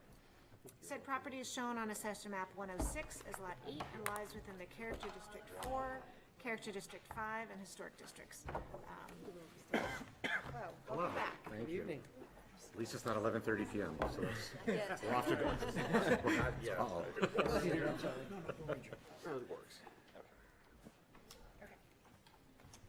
All right, great. Madam Chair, thanks again for having us back. The intent for this evening is to continue to progress on what we discussed last time into the morning hours, perhaps. So with that, I think the hope of this evening's meeting is to go over what the commission had to say last time. Hopefully, we will cover that we heard you, we listened, and we incorporated a lot of that feedback into what we're trying to present tonight. Again, it's a long iterative, we imagine it will be a long iterative process. So tonight is just step 2 of that process. I apologize, I didn't introduce myself. I'm James Scully, counsel for the applicant. And with me again is the design team, Haril and Stefan from Spark, Nick, our consultant, and Alan's here from TF Moran, the engineering firm. So with that, I will kick it off and hopefully not speak too much. Good evening, everyone. Madam Chair, thank you so much for seeing us again tonight. My name is Haril Pandey. I'm the president and CEO of Spark. I'm joined today here with my design director, Stefan Vogelman. We had a very good, at least in my opinion, good discussion last time, albeit late. So I think at that point we received a fair amount of really helpful feedback, and we're hoping to do the same thing today. I'm going to go through the deck, stop me at any time, and if there's questions, it's a dialogue, not a monologue, so anything we can do to answer questions along the way is great. So this is just to say that we are here. Obviously the date's not right, but we're here for work session number 2, and we are looking to sort of, as James was saying, just progress a few more components. We're obviously still lacking in a fair amount of detail, which is good. We're still talking about some general things, but we want to get enough feedback so at least we can keep proceeding. So that was sort of the goal, and you'll see that. I'll probably say that a few more times before the night's over here or the presentation's over. I think what we thought would be a good idea, because it was sort of a late meeting, just to have a little bit of a refresher, just to make sure everyone's like, yep, that's what we saw.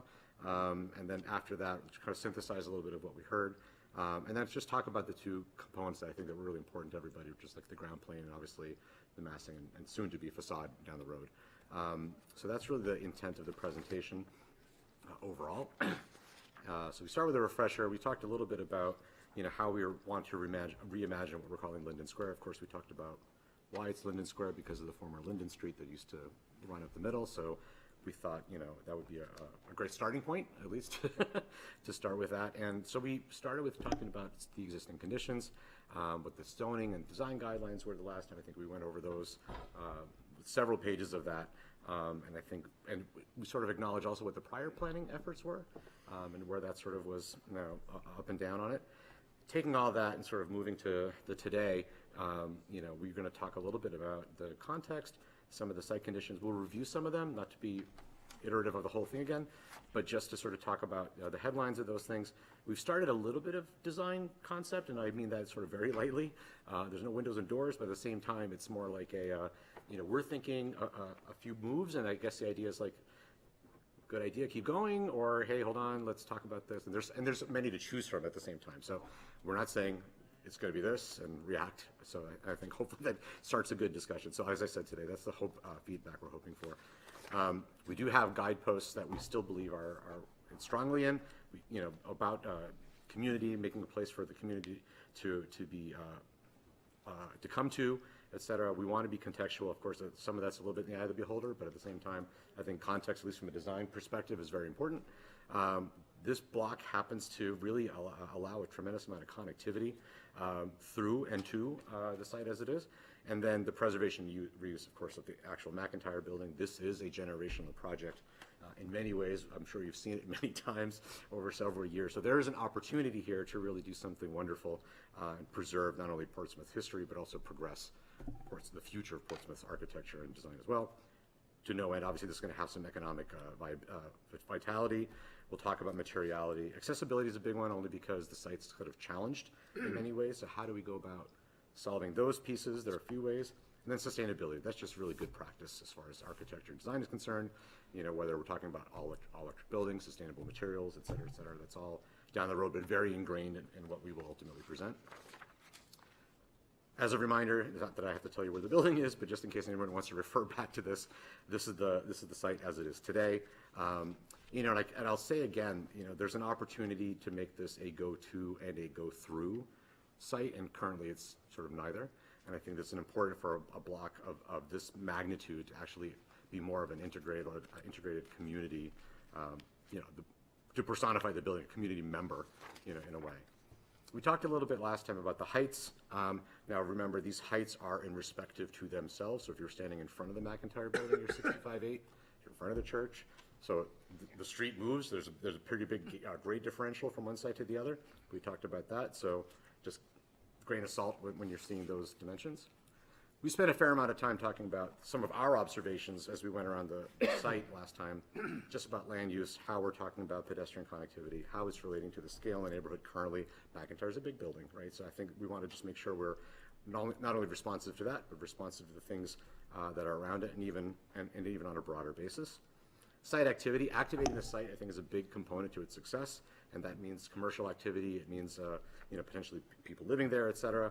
I think it's really one of the core components of this. View corridors, again, just goes back to the ability to go through and see through. Accessibility great issues. You'll see some of this a little bit repetitive, and I apologize for that, but it is important. So because each component sort of addresses those. Parking and historic preservation. This was several slides last time, but we consolidated with this sort of thumbnail sketch of just the in-depth zoning components that we went through to describe all the pieces that essentially, when added together, create the mold of what we sort of have today. And that's a mold that gets sort of, torn into and get the design components out of it. But this sort of essentially builds the blob, if you will, that we can work with. The Partee diagram is really just sort of a general one that says, if you go right to left, top to bottom, left to right, top to bottom, you say you have a blank site, we have the McIntyre in the one story. We talked a while about the removal of the one story. That seemed to be pretty positive. Doing so, now we have this sort of site with the one building, establishing the view corridors, and we kind of keep aggregating along the way with these little vignettes, dealing with building widths that are very supportive to residential uses or hospitality uses, et cetera, or depth that's helpful for commercial uses, and then we sort of are left with these rectangles and shapes, and an opportunity for a plaza space in between. So I think that's what this really represents in a very, very basic way. We had presented a few massing strategies, or layout strategies, let's call it for the time being, and each of them they are different, but slightly different. So when we had a great discussion around potentially looking at a conditional use permit opportunity, or this sort of what we've been calling the extended courtyard and extended plaza. And the difference is sort of subtle if you were looking at it from a drone here. So, I think from our perspective is we'd like to talk about this component a little bit more as we progress through it. And maybe Nick can hop in and we can talk about it in the next couple of slides. But I think this is one of the areas that I think would be really helpful to kind of get some direction for us, because this sort of helps us determine some of the massing, the scaling, and the movability, and ultimately the economic components that kind of go with. So this is a good thing to just punctuate that's kind of the critical point of where we are a little bit as well.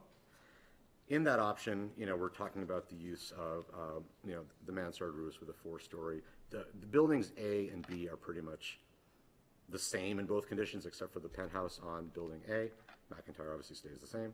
And then it comes down to sort of building C as far as its layout. And what it does is a few things. One is it's the 4-story plus penthouse, but there's two shapes, and you'll see these two shapes repeat through the extended plaza shape and the cup shape. And they really just talk about how the plaza sort of starts getting its orientation and how you can carve, those open spaces. Because we want a meaningful space. I think that was something that everybody discussed last time with a meaningful open spaces. What does it mean to arrive through an aperture? What does it mean to arrive through like a more larger space? What's there? How is it programmed, et cetera? Add anything to that? Okay. So this is the next couple of pages are a little bit of reading, but we just wanted to let you know that we're hearing you. Hopefully we've summarized this relatively accurately, but we've heard that there was a good amount of support for that 1-story piece, which I think we're collectively on board with, which would be great. We can talk about that again. We talked about the appropriate setbacks for the building C, which is what I just discussed. Massing and volume, I think that's just the ongoing conversation, the pushes and pulls of these buildings as we go. The open space, what are the core activities, primary and secondary activities? We talked a little bit about, if this is the main way through to the plaza, are there other ways to get to the plaza, whether they're open or through a building, et cetera. So we explored some of those things for tonight. And then the character defining features as well. Clearly, materiality is a big piece between whether it's clapboard, brick, stone, metal, wood. I mean, we have so many examples all around the area here that it's a great sort of ingredient list to make a really wonderful dish. So hopefully we'll be able to capitalize on all those pieces. So again, today, reiterate, just I think when we talk massing and volume, I think the two pieces that we really discussed or will be discussing through the diagrams is really just the ground plane a little bit and what that the open space in the plaza really means. I think above it just yet, I think one's going to sort of help determine and inform the other once we start talking about what that really is. And then subsequent meetings, I think we'll start seeing more of the architecture, if you will, as we go. So any questions to that point? This was sort of like, that was a refresher piece. And if I misspoke or said anything, let me know. I'm happy to go back and. If we can go back and look at page number 7, which is the aerial drone view. And that was the basis for my comment last session, which kind of is not included. McIntyre is huge. And I realize this is from a drone looking down, a little bit of a down angle. But no matter which of these ones you look at, you truly see how large this building already is in relation to what's around it. So if we go back now to this with the CUP option, now you've got an extra story. And the selling point with that was, well, if we do that, we get more green space.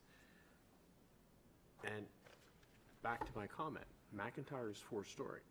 Now you're proposing building C as 4-story plus a penthouse.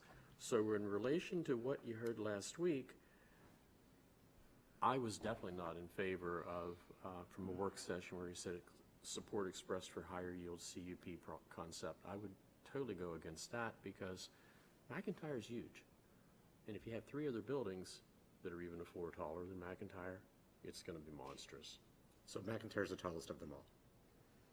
Well, according to your CUP, though, you say 4-story plus a penthouse. So again, we're taking the grades into consideration. If you're standing at the corner of Bow and Penn Hollow and you look up at any one of these buildings, McIntyre looks like it's 2 stories above all of them. Yeah, and I could add that we're limited by the average grade to a height of 66 feet 7 inches to the top fold. McIntyre stands almost another floor and a half above that. But you still can't escape the fact that if you have 4 stories plus a penthouse, it's taller than 4 stories. Because you've got a penthouse on top. Right. I'm saying that's the part I wouldn't be in favor of, would be the penthouse. Understood. Okay. But just to make sure that everyone understands that no matter where you are, that McIntyre is still going to, penthouse or not, it still will be it will be taller. And I think that's something that we heard in previous HTC meetings in the past through some hours of my listening to old YouTube videos and going back in time with that, having the McIntyre feel like it's the prominent component. And that makes sense from every angle. And I think, and we haven't subdivided these buildings, so it's hard from I understand your perspective from a drone perspective as to how these buildings actually break at a horizontal level. Because again, we're still dealing with the blob, if you will. So I think it's taken into consideration, but just to make sure point of fact that is the case. Thank you, though, for bringing that up. This diagram, although very loose and sort of academic, really just talks about things that are important. So the pushes and pulls of retail and commercial across the street, the ability to move through, see through, have an arrival place. The building's broken, which means they not necessarily mean they're apart, but it means you can kind of go through. And I think that's, if you look at it, from here, you're like, yeah, those are actually important components to make sure we incorporate into the design. We spent some time talking about the uses. We say mixed use, that implies some commercial, some residential. There's some hospitality and commercial uses. We did talk about 2 levels of parking below at around 340 spots. And then the access points for that because, Bow being the one way and Daniel's coming around. So there's, working with, TF Moran, we just did some studies around what makes sense, and we can get into detail of that a little bit more. But this sort of represents the program from a drone view, We get into a little bit of talking about context, and I think when I say eye of the beholder, it's like you can say, well, context is all of Portsmouth, context is the neighborhood it's in, context could be New England. There's very sort of, I've gone to many of the, not this particular, but other, planning boards where it's, people believe that's the case, and that's fine. I think for our purposes is, I kind of think of like where you can kind of see it from is kind of the context. And because of the urban renewal and those things, the scales are so much different at one point, the scales are so much different now. But this red line, maybe it's a dotted red line that really kind of talks about, you can go a little bit beyond it probably if people believe that's important, but this really sort of seems to be the zone. And this is important only because when we do some street view analysis, this is where we stay in this area, just to sort of describe what that is. So in doing so, now you can see buildings A, B, and C. This is neutral. This isn't neither extended or cupped. This is just the 4 pieces and how it kind of sits. And what I like about this is sort of like the positive negative space. So we kind of colored the plaza to be sort of almost street sidewalk color. So you can kind of just get a sense that there's a fair amount of open space as a part of this. Why are they 2 different colors? I'm sorry? Why are there 2 different colors? Of the buildings? I'm sorry, I'm probably on another page. Oh. I think you're on the right page. To clarify, I believe that the 2 different colors are mixed use and potential hospitality uses. Of the buildings, yes. Mixed use and potential hospitality. Right. A and C are potential hospitality uses, and B and D will be mixed-use residential. Thank you. Sure. May I interrupt for a second and ask a question? Sorry, we have our advice. So- Oh, my God. Didn't realize it was that divine. Overlord. Please, Margot, go ahead. Yeah, okay, so I've been trying to take a look at this from Google Maps, and I'm trying to get a visceral connection between the size of this area and these buildings and a comparable existing structure. And as I look, and not taking any measurements, the site that we're talking about is around the size of the Worth parcel and part of Vaughan Mall, or it's similar to Portwalk Place in terms of acreage. And I've seen what's built there. Those are 2 very different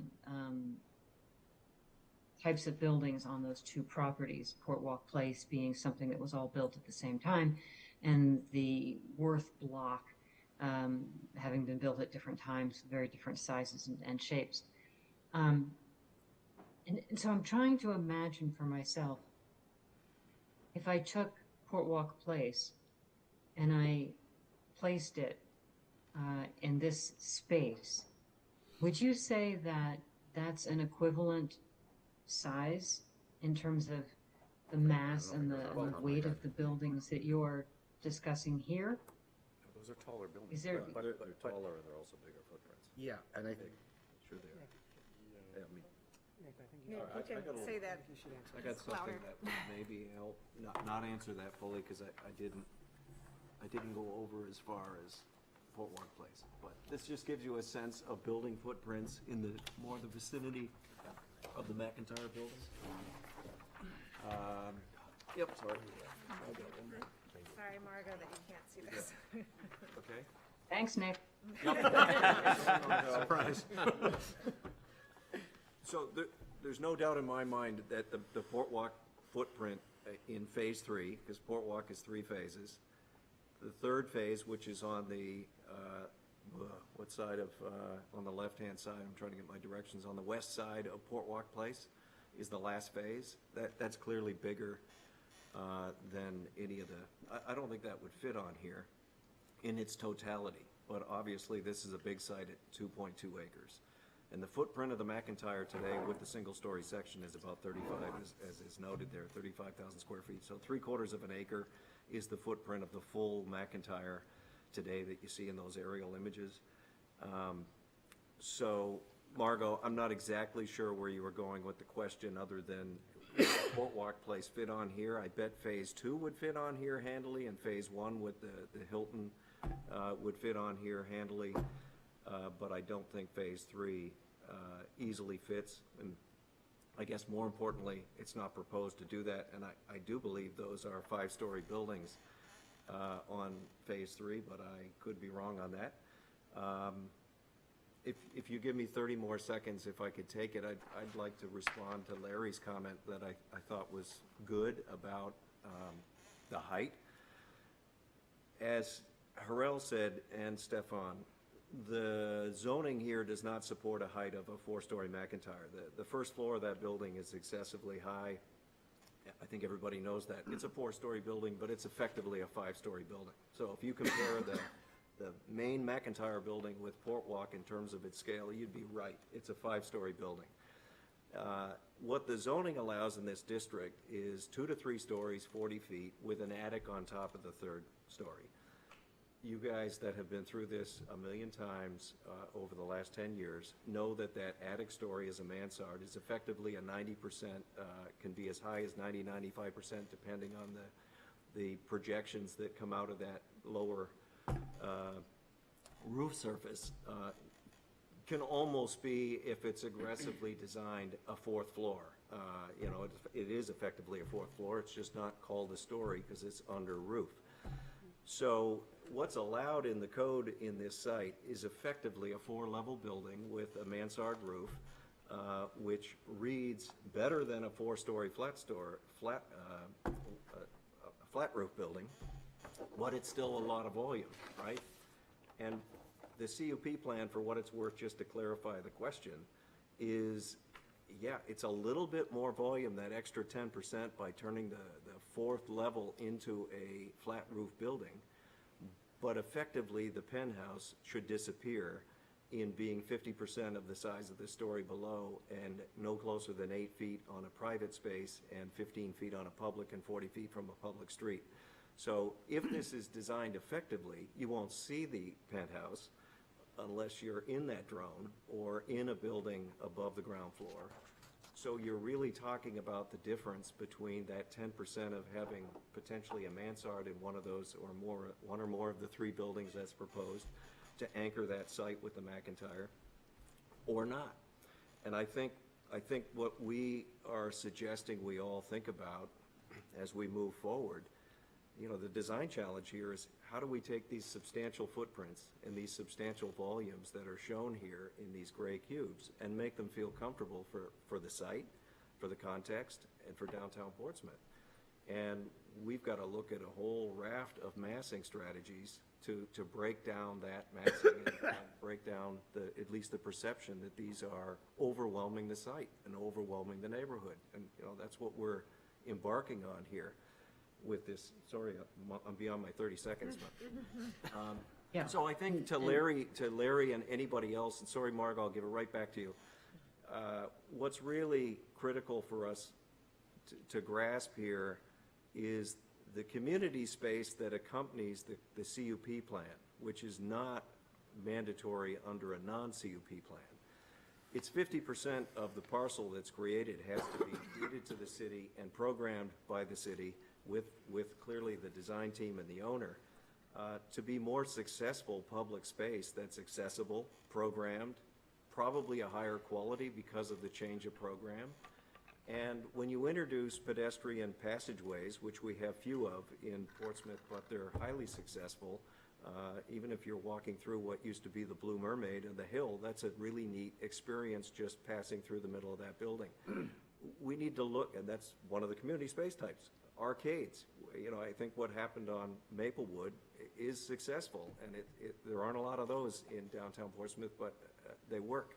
So arcades, passageways, these corner treatments we started to scratch the surface on at 12:30, the first meeting. Are they rounded? Are they chamfered? Are they carved out? These carve-outs, these recessions into the building to break down the mass, they also create really fabulous public spaces that we're just starting to explore. That's a lot easier to do for our design team and our client when we're looking at a CUP process that allows an effective trade-off where the volume might be a little bit bigger, that 10% to make that mansard stand up on that fourth level and then hide a penthouse, in order to amateurize all these higher quality spaces that all of us in this room are going to experience that are on the ground, which is really where the success is going to lie for this building. So that's where we're kind of, Larry, looking at the beginning of that conversation, at the trade-offs. We do not want this building to overwhelm this site, and I think in fairness to everybody here in this collaborative process, you know, the burden's on us to show you that we can do that, and it's far too early to look at a gray block and try and size it up from a drone and say something is clearly not going to be overcome as an overwhelming burden on the site. At least that's how we're looking at it. It's kind of inarticulate. I'll give it back to you. Yeah, one more thing is that even with the 12-foot penthouse that we would be allowed to have, right? About 12 feet? Yeah, with that cup scheme, it's still 16 feet below the cornice of McIntyre. Yeah, right. So it's. Right. Right. Can I just? Sorry, Margot. I'm gonna let Margot. Yeah. Yeah. Margot's on, okay. Yeah, I would just like to be sure that we recall, and Nick, you taught me this when I first joined the HDC, that what's allowed by zoning is not what the HDC is forced to permit. That's right. So if we feel the mass is too big, we feel the mass is too big, and whether it's a CUP or something else, that's not our criteria. And I just don't want anyone to lose sight of the fact that the HDC's ruling on massing overrides those sorts of things, and that's why I am looking forward to seeing your treatment of how you take these large spaces and somehow make them appear not to be large spaces. But the reason I asked about Portwalk Place was that sometimes it's very helpful to be able to walk around an existing space and get a feel for it and say, well, okay, how would I feel about that, about this building or that building sitting in this space? And so that's why I was asking what you felt an equivalent building or space would be. Thank you. That's helpful. So, do you want to give Larry? Yeah. Yeah, Margot, very well said, and just my legal rebuttal to the comment. What you're saying is, well, if we do the CUP with the hidden penthouse, we're going to give you more green space. And my comment is, you can cap the height at the fourth level, whether it's a mansard roof or not, and give the green space without the penthouse. The purpose of the penthouse is more profitability for the developer. Okay, that said, what is wrong with community focus here and have the green space for the community without blasting this thing up to even being within 16 feet of McIntyre, because McIntyre's huge. The lower this thing is, the better. So all I'm trying to say is, why can't you get to green space without doing the CUP? So what you want to do is handicap the developer and have him produce the best, finest quality architecture for this project. Is that what you want to say? Well, no, I'm not. I'm trying to say, keep the mass down. So You already said the mass is down. Right. I'm sorry, go ahead. No, don't be sorry. I think it's pretty clear here. In every project that comes before you, whether it's a garage, a single-family home, or something this large, all these projects have to be economically viable to be built. And none of us have the crystal ball that are sitting here. We've got an owner that's presumably able to run all the numbers when they need to be run to make sure this is a profitable venture. Otherwise, I'm under the working assumption, and have been from day one, if something is not profitable, it's a fool's errand and it likely won't happen. And I'm also working under the assumption, I think most reasonable people do, that if there's a higher return in a project that has no significant adverse impact on anyone, that's an opportunity to upgrade the quality of the materials, the quality of the product. Just go look at what's been built in Portsmouth from the north end through the downtown, and if somebody can't see the quality differences in even the same developers, even in the same couple of years from one, and you know, the HDC isn't to blame for these differentials in quality between projects. They have to ink out, they have to be economically viable, and clearly baking a bigger pie to share the proceeds is not a bad way to look at designing a project.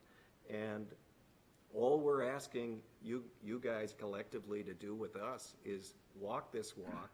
If we can convince you that the benefits outweigh the costs, that's where we want to get. And if we fail in that endeavor, as Margot said aptly, then you know we're going to be getting a haircut on the building because that's what you guys are here to do. But that's not the way to start a conversation. The warnings are certainly appropriate, but we understand the burden is on us to demonstrate we can do this successfully, meet your design guidelines, which were worked on for years, that we're looking at, look at the zoning, have a conversation, and try and come up with solutions to these challenges, and not get lost at the beginning of the process on numbers and trying to quantify quality when you can't see it yet. And that's all we're asking is give us the opportunity to have that conversation with you, convince you that this can be done before we start giving it a haircut. Okay, yeah, So- so, Yeah. thank you. All right, so let's continue, please. So, I'm not going to take it much further, but I will say, you know, in urban design and as a designer, I'm sensitive to everything that's just been said, and for many reasons. I look at a drawing, a map like this, which is, thanks for bringing this, and I see large blocks. And anyone can look at this and say, well, that's not what it feels like.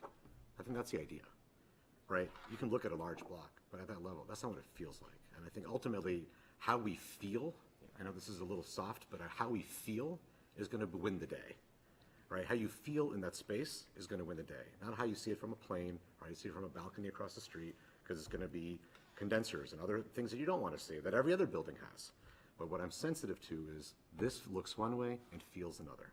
And our goal is to make us all feel good at the end of the day, right? So I'll just leave it there. That's something that I, as a designer and a design firm, that's what we're interested in making sure that Portsmouth gets at the end of the day. In this little exercise, tells you how awful this parking garage is.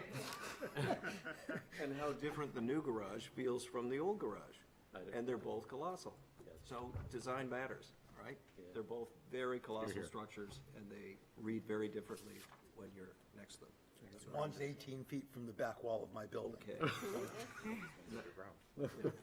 Okay, so just again, I'll try to pick it up a little bit here. With the so the urban renewal overlay diagrams here say the pink buildings that you're looking at is what Daniel Street used to be. That's the massing of Daniel Street. Sort of spotty, but you can see the scale. You can see what it is. And then if you go, of course, if you look to the right, and again, I'm going to say one's the extended plaza and the one below CUP. You'll see that. But when you remove it, you'll see now how the scale has shifted. Now, there's somewhere, somehow, some kind of compromise, whether it's in details or bays or materiality, to kind of harken back to some of these things. But if you look at there's a photograph on the upper left that says, you know, that's what Daniel Street looked like. It's quaint, it was great.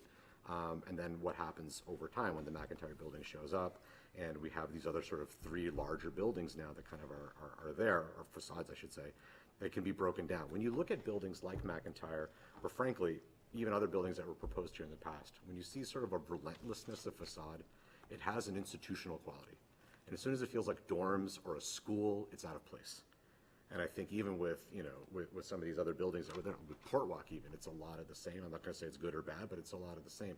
And without breaks or without relief, you're not going to feel good. And I think that's what we're kind of getting at here, is we want to create some level of relief. Maybe it's a shift in architecture from point A to point B, because there's a lot of wonderful, we don't want to make it sort of a Disney village where there's a red building, green building, blue building. I don't think that's the idea. Like Bow Street's beautiful that way. It's got that sort of character, but that's not, we're trying to recreate anything.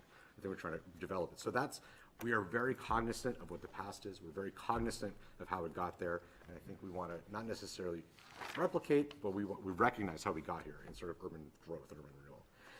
Something that was really brought up last time we spent a little bit time on was sort of the site permeability, whether you're entering through a building and can get to the other side, or you're outside and get through the other side, public, or you're meandering through. I mean, if you go to like Faneuil Hall in Boston, they got these long strip buildings, but you can get these little tunnels that kind of get you through these wonderful plazas. They're neat now. As a designer, I can appreciate them a little bit more. And they're not the best necessary experience because the retail doesn't wrap sometimes. And I think we have the opportunity to learn from those and sort of incorporate some of these ideas that actually improve our little cut-throughs. And I think Portsmouth, to your point, Nick, has some wonderful cut-throughs and plazas. So, one here on the left says, okay, if we go through Sarah Street, what does that look like? If we go through Penn Hollow, just that one through the residential building, what does that look like? And then if we have arcade. So you'll see that in the 3Ds, subsequently that are coming out. That's the things that we sort of looked at. But there's pros and cons that we feel, if you interrupt a building in the middle, that kind of sometimes screws up retail. If you interrupt, a corner, you open that up so much that, retail wants to be at the corner. So now you have to have this trade-off. So we understand those pros and cons of the success of laying these things out. And I think somewhere at the end, soon, will be like, this is what seems to work best for the building. There are 100 million examples of passages and cut-throughs. I think if you just look at some of these, I just love the European ones because they're so much fun. I think Portsmouth actually has some of those, and I really like that. So the only reason I think some of these go in there is not necessarily we're recreating cobblestone per se, because that's not ADA compliant, but the idea of what that sort of really sort of draws from a nostalgic and feel-good perspective, I think is really quite nice. So being able to do that and add, because there is that sort of alleyway right across the street, so to be able to create some sort of continuity and meandering, I think would be really nice. Can I ask a quick question here? From the drawings, it looks like you did steps up to Chapel. Mm-hmm. That's one option. But I Yep. was wondering, Yep. because that's what it looks like, and I didn't. That's another passageway. Yes, agreed, because you can get there from there down actually as well. I mean, we did a project when we did Cambridge Crossing. It was like we had a similar thing where we did the steps, and ultimately it was like, what if maybe if it was just a green mound with smaller steps? Like there's other ways to kind of look at it. The sit stairs are beautiful. You go there, have your lunch, have a cup of coffee, and figure it out. And performances, there's so many things that those stairs can really be at the end of the day. But sometimes maybe the green is a more effective piece. We have yet to get there, but lots of ways of getting up and down. Here's where we start getting to very initial dividing up the buildings. Now, again, 100 million versions of this, but we wanted to get your reaction as if we're sort of heading in the right way. And what I mean by that is if we just take the facade, the gaps between the, I guess, peach or orange, the gaps between the peach and orange don't necessarily mean they're push-throughs. They could be recesses in the buildings, it could be shift in architecture, or they're also scaling tools, right? So I think window heights could change, materiality can change, and I think that's what's going to start creating our variance in scale. So when we look at it from the ground, it doesn't look like the big block that we see on the aerial. And whether we want it to feel like 2 buildings with a gap, 3 buildings with a gap, and I say building loosely, I don't think they're necessarily buildings as residential buildings. You have to sort of get from point A to point B unless we're building 3 different elevators, and that turns into a nightmare. So I think to kind of make sure the effectiveness of the building and the architecture works from an operations perspective, but at the same time we're acknowledging the scale and contextuality of what's across the street and in the area. I think that's important. We do have Van Howell's got some ADA components that are going to be a challenge.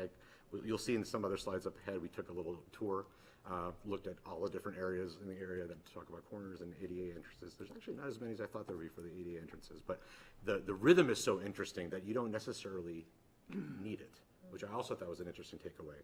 So that rhythm could be potentially expressed here as well. And again, so just continuing, whether the roof redips back down, whether the roof has continuity, we can do this ad infinitum. I think there's some point where the scale gets so small that it might just look not appropriate. And recognizing the McIntyre is the biggest scale, I think having one long bar building also doesn't make sense, like I just said a second ago. So how we break that up, I think, is going to be important. This is what we're going to take from this and start studying next, is turning these sort of horizontal flat diagrams and the big blobs and actually start turning them into buildings. Question, so just either of these, it doesn't matter, page 27, page 28. Sure. Where you showed the gaps in between, does that mean then that these are separate buildings? Or they're still all one building joined somewhere inside? They're joined somewhere inside, just because you have to have continuity in hallways and whatnot above. But I think there could be architectural moves that are not just simply brick here, then it goes in, it comes brick out, so it looks like just a recess in one building. I think the goal here is to create the architecture so it feels like actual Separate buildings. It wants to feel like separate buildings, because that's a scale that's around us. If this was, sorry. How are you going to deal with the fact that, let's just say, the Penn Hallow Street building is I don't know, what, 12 feet of elevation on its sidewall? Yet you want to maintain a continuous floor plane for your hallways and fire stairs and that sort of thing. How do you deal with that? So the ground plane is the one that's going to really have to deal with it. Once you get above it, it's flat. But I think the ground plane, as far as retail and how that works, like, we'd want to give, obviously, ownership as much flexibility for retail as possible, whether it's one retailer or five. Now, when five, you're going to have 5 access issues. With one, it's sort of solvable. But I think there's a methodology we have to come up with, whether it is internal ramps or internal stairs and external. So we want to be able to make sure that there's flexibility. We also have a zoning mandate that you have to have an entrance every so often. Right, so that, in addition to this, also has to be maintained. Because you talked about the idea of separating buildings in a Disney sort of thing. It's not that funny, though. Oh, but that's not what I meant. I think the Disney thing was not what I want to do. But if you don't allow yourself to break plane, then that's really what you're doing. You're just deciding that this module is going to have brick, and this module is going to have cement block, and this module is going to have some sort of plastic wood. The buildings in the real world not only have segments, you're 50 foot or in some cases 30 foot in the real world, but they also grounded each other without any regard to the fact that they wanted the top floors to all line up. That's a real challenge, and that is almost every time when it turns into Disney. And it just turns into different colors on the outside, because you really can't or are unwilling to go through the pain of living in this multi-vertical plane. Yeah, so I hear you, and thanks for that. I think we're gonna have to look at that from a few demise options at the ground level. I don't think the goal is to be like material A, material B, material C, and to sort of kind of do that. I think the goal is to kind of create a vocabulary that we can sort of move. So maybe one material can actually cross, so it doesn't feel like it's da, da, da, da, da. I think that's going to be tough. And you'll end up with that sort of Disney Main Street look. And not to try to control the conversation, but when you are doing it specifically to describe it being a module, even though you don't really see one there, then that's where you end up in this Disney effect. So that's the next studies we were hoping to kind of go to, because whether we tone them red to look like brick or brown to look like wood, I think we want to see how we can start doing this in addition to doing this. Because if we only stick to one, I think it won't work. On Nick, thank you very much for this. On this right here, we've got this long thing right here on Market Street, and looking from above, as we are, it's very long and monolithic. The front wall's in line, the back wall's in line. There are no penetrations. There are no cul-de-sacs. And yet, it's effing interesting walking down that street. I've done it 1,000 times, and I'll do it again tomorrow because it's just that kind of interesting. And it's all the same. Damn brick. It's all the same. Damn windows, for as much as we can get out of people. The storefronts are from different times, but thematically they run pretty heavily together. It's amazing how much that building looks like a thing that you wouldn't think would be interesting. Okay. I think your goal is our goal. Yeah, and I think that's part of the exercise, is there a way to not only look at it from what Haril is talking about, but also is there a way to look at it from a perspective where it is monolithic and it potentially is the same material, but it feels interesting. I think that's the key. That's a whole intersection of reality. Correct. What I'm struggling with here is the height differential. Because on Bow Street, you're 4 stories, right? So that means halfway up that block, you're only 3 stories, essentially. It's an 8-foot change. Yeah, it's pretty, it's fairly significant. And my question to you is, in order to make this building not look so dwarfed by the McIntyre, is there a way at some point to step up a fourth, say, it's only 3 stories here, so we have a 4th story here at the top for the first segment, because this is 4-story and this is 4 stories. Fortunately, we do this is to lose a 4th floor on Bow Street, so you could have it on higher up, because we're still limited by the 66 feet 7 inches. So so that's my question, is that at that elevation, are you going to hit 66? And if not, maybe consider bringing the height up at the top of the building, even if it's just for a few facades. So if I can be a sounding board back to you and Dave, from what I think you're both saying, and how I'm internalizing it. In my mind, we have at least 3 approaches to all 3 of these buildings, but let's stick with Penn Hollow and Bow, because it's got the slope challenge, right? And I'd encourage everybody to reread the facade modulation paragraph, because it's like 2 sentences, but it's really clear. You change the material, you change the roof plane, or you change the wall plane. Those are the 3 main techniques, and we're all aware of them, but it's important to reread this stuff. I had to. So we have a Market Street warehouse condition, which uses parapets to break these walls, firewalls, with a very continuous flat facade that's super interesting, super cool, really works, and really long. That's one condition. Then in my mind, and it's not necessarily going to work well on that building B, is the Franklin Block, which is a monolithic building that's awesome, and it's flat with texture. And I could see that's kind of Harrell, I think his first answer was work in that first floor, because it's probably a little less than 8 from end to end. It's more as you go up the block, but anyway, it's a lot. It's not like 2 feet. It's closer to 6 to 8. So use the first floor to keep the upper floors fairly continuous, but have a Franklin Block type approach, where the building is not trying to be a Christmas tree shop. It's not trying to be fake faux and Disney or something weird. It stands there proud, and it's standing into that slope like the Franklin Block would if it wasn't on a flat site. That's the best I could come up with, but there's better examples of the Franklin Block with a slope. And then the third condition is actually yours, Kate, where there needs to be a break in the stories, where the roof line breaks, and there is you're stepping up the street. I mean, I think it'd be ideal in a perfect world, which we're likely not in, where you've got 2 or 3 or 4 breaks going up Penn Hollow, like you would have seen in 1900 if they did this that way.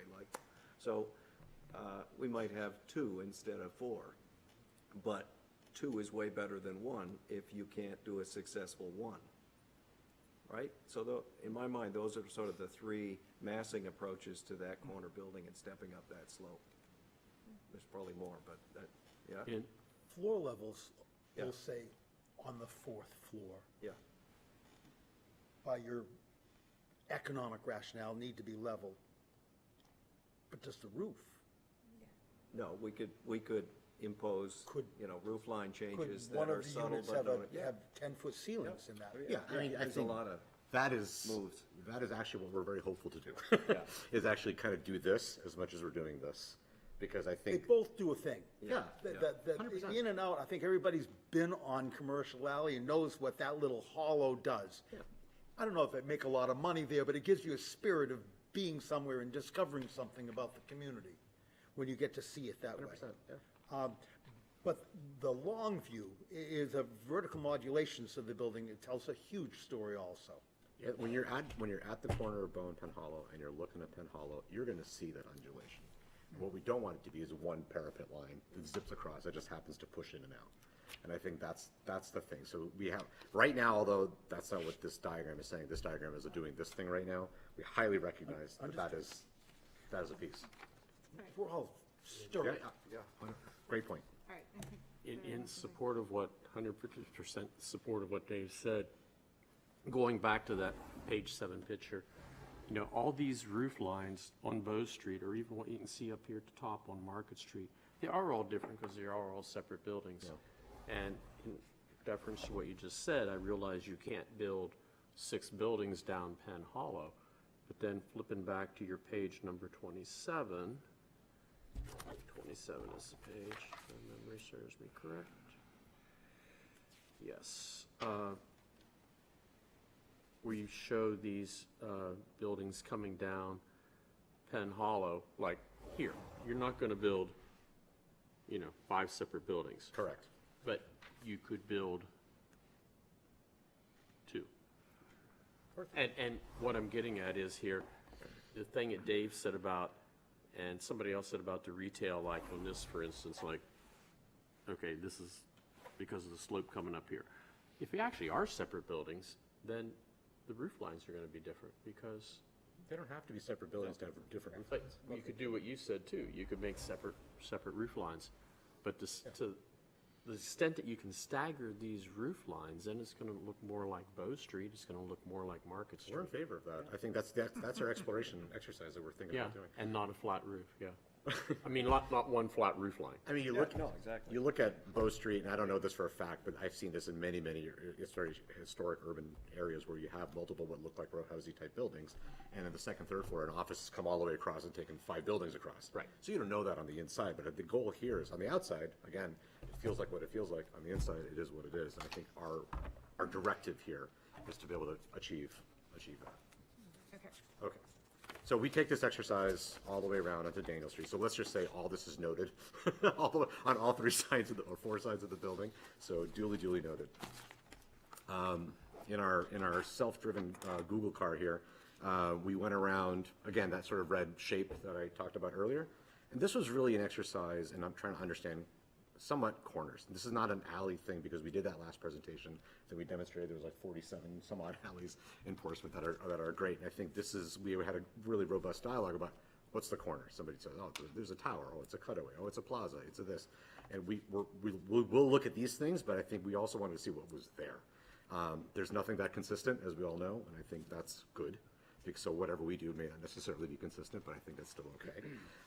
But as you go through these things, whether there's a gap in the wall, or if you look at, and it's hard to see in this little thing, but on the first page, top row, middle, that's where you can see like the sidewalk is sloping, and all of a sudden the step just sort of comes like up, which obviously doesn't meet code today, but that's what was done, to mitigate the slope in that particular instance. Like I said, there's not that many examples of that, believe it or not, driving around. So some of the corners are, like the lower left corner is interesting, and there's some other ones that feel a little bit more, very residential, like the lower middle one. Some have, plazas at the corner, like Nick mentioned. Some are chamfered. You look at those next page 32 on the lower left. You have one that's a completed corner by a column, but then it's cut away underneath, and then the one right across the street is literally a completed urban corner. The upper left one is really, I think, the only other interesting example that I found about, if you kind of look, there's like a little patio plinth where on one side you can ramp in, on the other side you step down. So there's those tricks that have been done in the past. That is ADA compliant, so that's a method. But again, not having to go through image by image, but you understand here that the multitude of ability to complete the corner, whether it's a micro plaza, there's a cafe with umbrellas, the lower right one on page 33 is same from bottom to top, whereas the upper left on the same one kind of breaks and that roof line goes back again. It's all those techniques that really kind of help break down the building, but create really interesting corners. We're not prescribing anything yet. I don't think we're there to really kind of figure that out, and I think that corner is actually a very important one coming down from Market Street and seeing it. You're going to see it. So I think we'd behoove us to make sure that something is kind of cool at that corner. So onward, and I think you can just see here how these corners are created. That other one there on the last page on 35, the left slide. I mean, again, just that's the giantness of the block, in a way, and that's just another example of how when you look at one of these, it looks like a giant dark block, but when you get down there, it's something else. Now we get into a series of vignettes, and oh, sorry, go ahead. That's okay. So this is very important to the way I look at these things, and part of what I look for is at the street level as a pedestrian, what is inviting me into the space? Correct. And how cramped am I feeling as I'm walking by the face of the building? Am I feeling like the building is coming out and just looming up at me? Or is it doing something that is feeling person-friendly? And then the various places where you're entering into and walking through, what's inviting me in there? And I do like the page you have where it shows some of your inspiration pieces for alleyways that are probably found in Europe. But good thinking there. And so those are, tying into that, which you haven't all addressed, and I'm sure it's way far down the road, would be how this all gets landscaped to, again, create that feeling of not being overwhelmed by structures. Yeah, and that's a good point you bring up, because I don't want landscaping to be an afterthought. This plaza is far too important to do that, I think, because it's doing a few things. One, we know there's going to be some sustainability components and conservation components that we want to incorporate into a plaza. That's just good design. Second of all, this plaza also mitigates a lot of height differential, so we have to make sure we can get from point A to point B. And then the other piece is we want to make sure it's not just one giant granite, field, that we want to be able to make sure it's programmable. You want to sit there, you want to enjoy it. That plaza, luckily, at least with this orientation that we're designing, faces south, so it gets a great amount of light all day. It's not in shadow for very long. I mean, sun moves, so we move, the sun stays straight. And so that the shadow line moves, and I don't want to say that, we move. But the shadow lines move. Luckily, facing south gives us the best opportunity to kind of be bright and lit and warm, even though low sun or high sun. Once again, we would have a variety of, from the sidewalk into the spaces. We would be very, and there are some alternatives coming up where we were thinking about that. And I think turning the corner with glass, making sure, or there's signage, or maybe there's art, there's outdoor art, something that makes us create interest to turn the corner. I don't know. Did I say something wrong? No, you didn't. I mean, all of that matters, from the sidewalk material, the width, the street trees, the furniture, the signs, the entryways, the storefronts. Are they wood? Are they metal? How transparent are they? Is there a canopy over the door? What's the use of the building is going to be a major determinant on the level of interest and how they decorate and display those windows. I mean, we totally get that. You're spot on. The success of this project is highly dependent on that ground floor experience. So you're not focused on all of it when you're standing there. You're focused on what you see. So totally get it. It's hard to perceive all of it at once, in any way, shape, or form. We're just not built like that. So I think, what we see sort of in front of us and sort of peripherally is really the key. If we're doing this, Unless you're on Hanover, like Dave said, next to the Hilton Garden, you can perceive it all at once because there's nothing interesting to look at. So if you fail on the design side. But look at the brick wall in Penn Hollow as you're walking down, right? All of a sudden we have a nice 4-foot sidewalk or so, or more actually, near the McIntyre, and all of a sudden, you're down to an 18th thing with a brick wall right next to you. That feeling is not what we want to recreate, right? And currently, with the construction going on across the street from the Sheraton, where it's impossible, at least for me, to look at that right now and think, It'll be great. Yeah, it's impossible. but you can't tell right now. That's right. And its neighbors are also large buildings, whereas where this is, the neighbors are not. Right. Except the one Yeah, big neighbor. Right. The on-site neighbor. Right. So the next are a series of vignettes that talk about just these cutaways and how we sort of address corners. Again, just more ideas. So the first one is just, here's the closed corner. This is what the corner of Bow and Penn Hollow is, just closed. Closed doesn't mean solid, it means glass or something at the corner, but it just means architecturally the buildings just sort of come to a point. And when you go to the next one, so this next option says, well, what if you took, an arcade and maybe made something sort of more welcomey feeling to be able to peel off the sidewalk and come into something. And this one says, if you did that arcade type of thing on the Bow Street side, on the lower right, do you have that sort of cool little entry that takes you right up to the plaza, whether there's glass on the side or it's lit well. There's a million ways to sort of do that. But that gives us that little peekaboo that we talked a little bit from Sarah Street to be able to look right up and look up to the plaza. A little bit of discovery. Yeah. Daylight. Right. And that's what some of those alleyways are like, right, in the neighborhood. It's just you kind of get this discovery thing, like, oh, that's cool, it's on the other end. So this one talks about doing the arcade along Bow with that sort of connector to the plaza. The next one says if we turn an arcade and simply take it all the way up Penn Hollow, we have some sidewalk challenges there that we have yet to sort of collectively discuss, but this is one methodology. By doing that, again, that could potentially help mitigate if we do that. If Stair ramp. I were to describe that one, it's essentially we would have almost a 20-foot floor-to-ceiling height for the retail at the corner of Bow. But by the time you get up to higher up. up the plaza, yeah, exactly, at 28 feet, we've lost that. So, yeah, in other words, that would be able And that to could step, so, resolve it on yeah, the first I mean, floor. that's a long, but if you know Center Plaza building in Boston, or right in Government Center, it's that long curved building, there is a 12 to 15-foot differential between one end of the plaza, one end of the arcade, and the other. So when you start at one end, you're like, wow, it's almost as tall, feels like it's as tall as this, and when you get to the end, you're kind of like 12-foot ceiling. So I don't know if we want to necessarily recreate, because that's one ceiling level, and the floor changes. Here, I think we can kind of manipulate that, so it doesn't necessarily feel like, sort of a vanishing point exercise. Each one of these diagrams, or vignettes, if you will, has like that aerial on the upper left, it has another view on the right, has sort of a CAD sort of breakdown of what that looks like, and then a little street view on the right side. You can experience view. See that, yeah. And this one has just of the corner of Bow taken away. It's not an arcade that goes further down. It's really just, like one of those corner conditions that we saw in the drive around. It's sort of a bit of a micro plaza, but it looks up into the courtyard. This one has a partial, rather than the full arcade all the way up Penn Hollow. Again, we can do this ad nauseum, but you're getting the sense that there are ways to push and pull that ground plane, so we can either try to accommodate the ADA issues and or allow some permeable visual access that is. Are you providing more saleable floor space, upper floors, by making these arcades? No, it's within the property line. We're not pushing out or anything. We're pushing in, It's a frankly. cutout rather than, it's a loss of volume. Is that your question? Does that seem comfortable? It doesn't to me. What doesn't, The idea of having useless space. what's useless?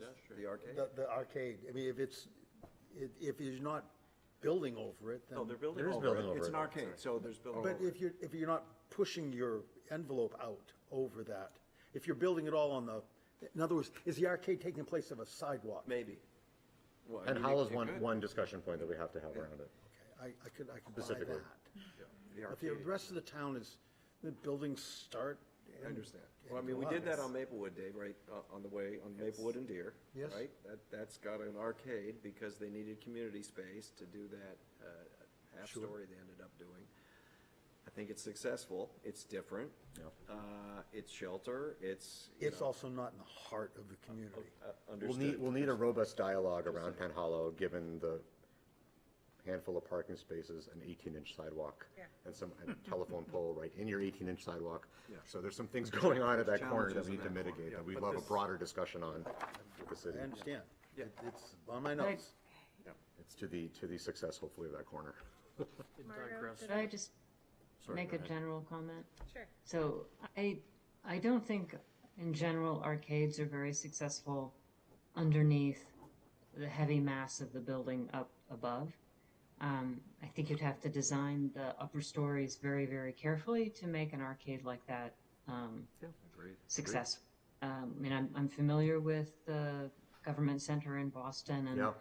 I think that's successful because it's a very, very different type of architecture. I don't think you're suggesting we put brutal architecture in these new buildings.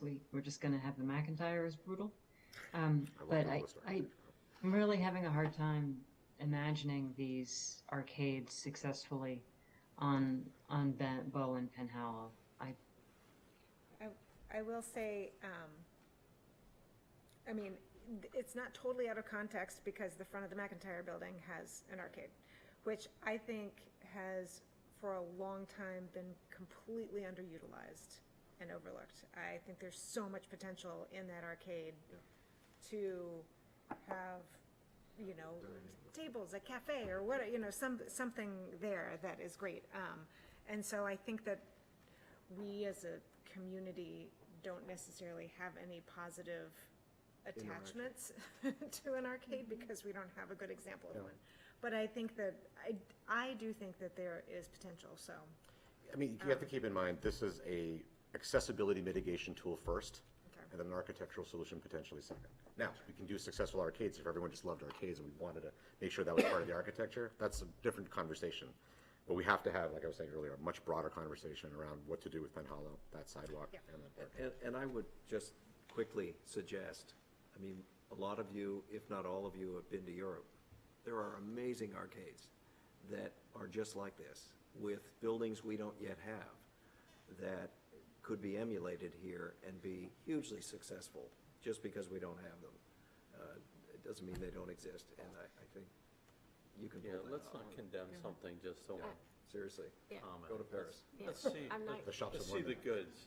Okay. I'm not going to directly criticize the arcade, but I'm going to once again reiterate that the McIntyre is the least favorite piece of architectural history in probably the city of Portsmouth. I mean, people do not like the look of the McIntyre building, so please do not echo the look. Sometimes the with building is an arcade. sometimes the building is improved by what's next. It's a landmark. I know it is a landmark, but I think the one of these arcades that you provided is interesting, and it's the connection that comes through the corner so that people can actually see the public space. Because there will be more foot traffic coming from Market Street and down Bow than there will be coming down Penn Hollow or around Bow. So those other corridors that connect your public space are not really as visible and will never be as visible as a corridor that comes directly from that corner. Those other ones provide sort of mid-block relief. Right. That's architectural. They provide mid-block access if, someone's coming across the alley, across the street. So there's other sort of urbanistic. I think it'll be very busy between Commercial Alley and Market and Bow Street, seriously. So It will be. that section. That is corner is really going to be important.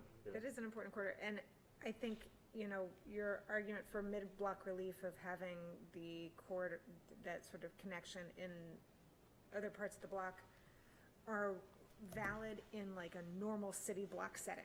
This is such a different, weird, configuration of the intersections and the way people walk and drive and use this area that I think your conventional rules and things of urban planning are not necessarily going to fit here. Like, it's going to have to be its own unique situation, which is what you're trying to Yeah, find. I mean, So, part of it is a reaction to everyone's saying, oh, there's 3 big blocks. So when I say mid-block relief, there's something to the architecture that diffuses the sense that this is one giant thing. yeah. I think go ahead, Doc. Yeah, that passageway not only opens the view, but it's going to make the courtyard work. Correct. And it's going to make that retail even better. You got to get people in there. And if they're going to come along that corner from the parking lot or from Sayre Street and just hit the Great Wall of China, your retail is going to fade away, and your plaza is going to be nothing more We than want to figure out a way to dog get park. two-sided retail to work. Yeah. And if you don't have those, if you don't have that relief on that side, you don't have a pressure relief on the inside of the plaza. You don't want to walk in there like, great, there's walls all around me now. Yeah. Right, so there has to be visual ways, like, oh, I can just go that way, I'll go that way, grab a cup of coffee and just walk through, to the alley. Yeah, good. I think that it's going to solve a lot of problems we lost in some Port Park. Yeah, right. Total support for what Doc and Kate just said, and I do think that corner is crucial, and also what our chairwoman had said about, some kind of a connection between Commercial Alley to access this inner courtyard, and I think that is in one of your plans here Yeah. anyway. I'm going to add to what she said. People don't like the look of the McIntyre. A lot of people don't like the look of Hearth either, so that's not a great one to emulate. But the other thing I would throw out is I realize McIntyre itself is a sacred cow. Are these little wings on it? Are they sacred? the Or can you first do floor? something with that? The amount of sacredness that we have to deal with this building They're coming not soon is. sacred to us, but they're sacred to the Park Service. So those Shippo wings are has something to say sacred. about it. They can't do anything with those. That's correct. Can improve them. Modestly, yeah. No, in just terms of activation. Ivy? No, So the seriously, wing can't has do to be much. there, but you can open it up. I'm aware. I'm aware. Something to it. There They're people. There are several restrictions. Hire someone to maintain the plantings. Yes. Yes, yeah. On that same note, though, what happens to the loading bays in the back? We're not sure yet.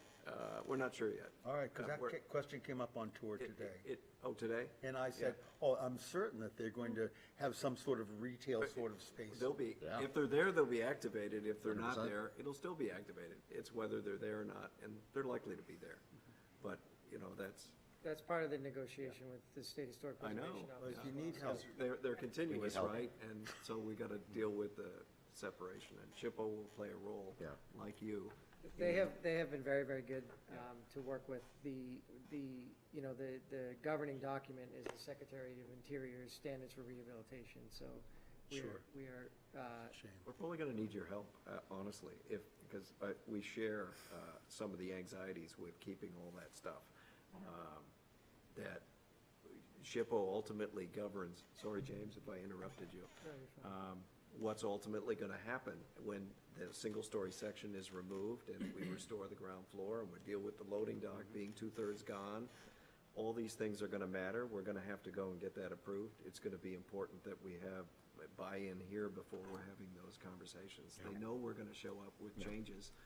We I mean, need there's to go parts of as that a building that united simply just don't meet code today. Yeah. I look end of story. So if you rehab it, whether it goes back to office or goes to residential, it's just not gonna work today. This is probably gonna be comic relief, but, can we replace the windows in McIntyre, and make them 6/6 with half screens? No, I'm just kidding. Okay, that was comic relief. I'll talk to our HVAC engineer, will have something to say about that. but to that point, That and was not to, supposed to be comic relief. That was good, it was good. not to get too far ahead of it, but they have been very, very good to work with thus far, and I think the collaboration between this commission, us as the applicants, and the State Historic Preservation Office, I think everyone wants to know what everyone else is thinking and feeling, Yep. and that will help drive those decisions. So to the extent, this commission, and we feel a certain way, I'm sure SHPO would very well entertain those comments, and the alternative, right, their Absolutely. comments as well, so. And this is a very complicated process that we're in, but I think it's one where more collaboration is going to make it better and easier. Correct. Than, Exactly. I know that that's, you see that, but like, we want to make sure that what we kind of have an agreement on, or what we end up sort of supporting is not set in stone, it has to, it's going to be little bits Iterative, along the way. Yeah. And to the extent we do want to make some changes, there might be some mitigation. It's a very iterative process throughout, so to the extent, this commission feels very positively about something that maybe SHPO doesn't, I think it would be a healthy dialogue with them, because everyone thus far, including this commission, has been wonderful to work with.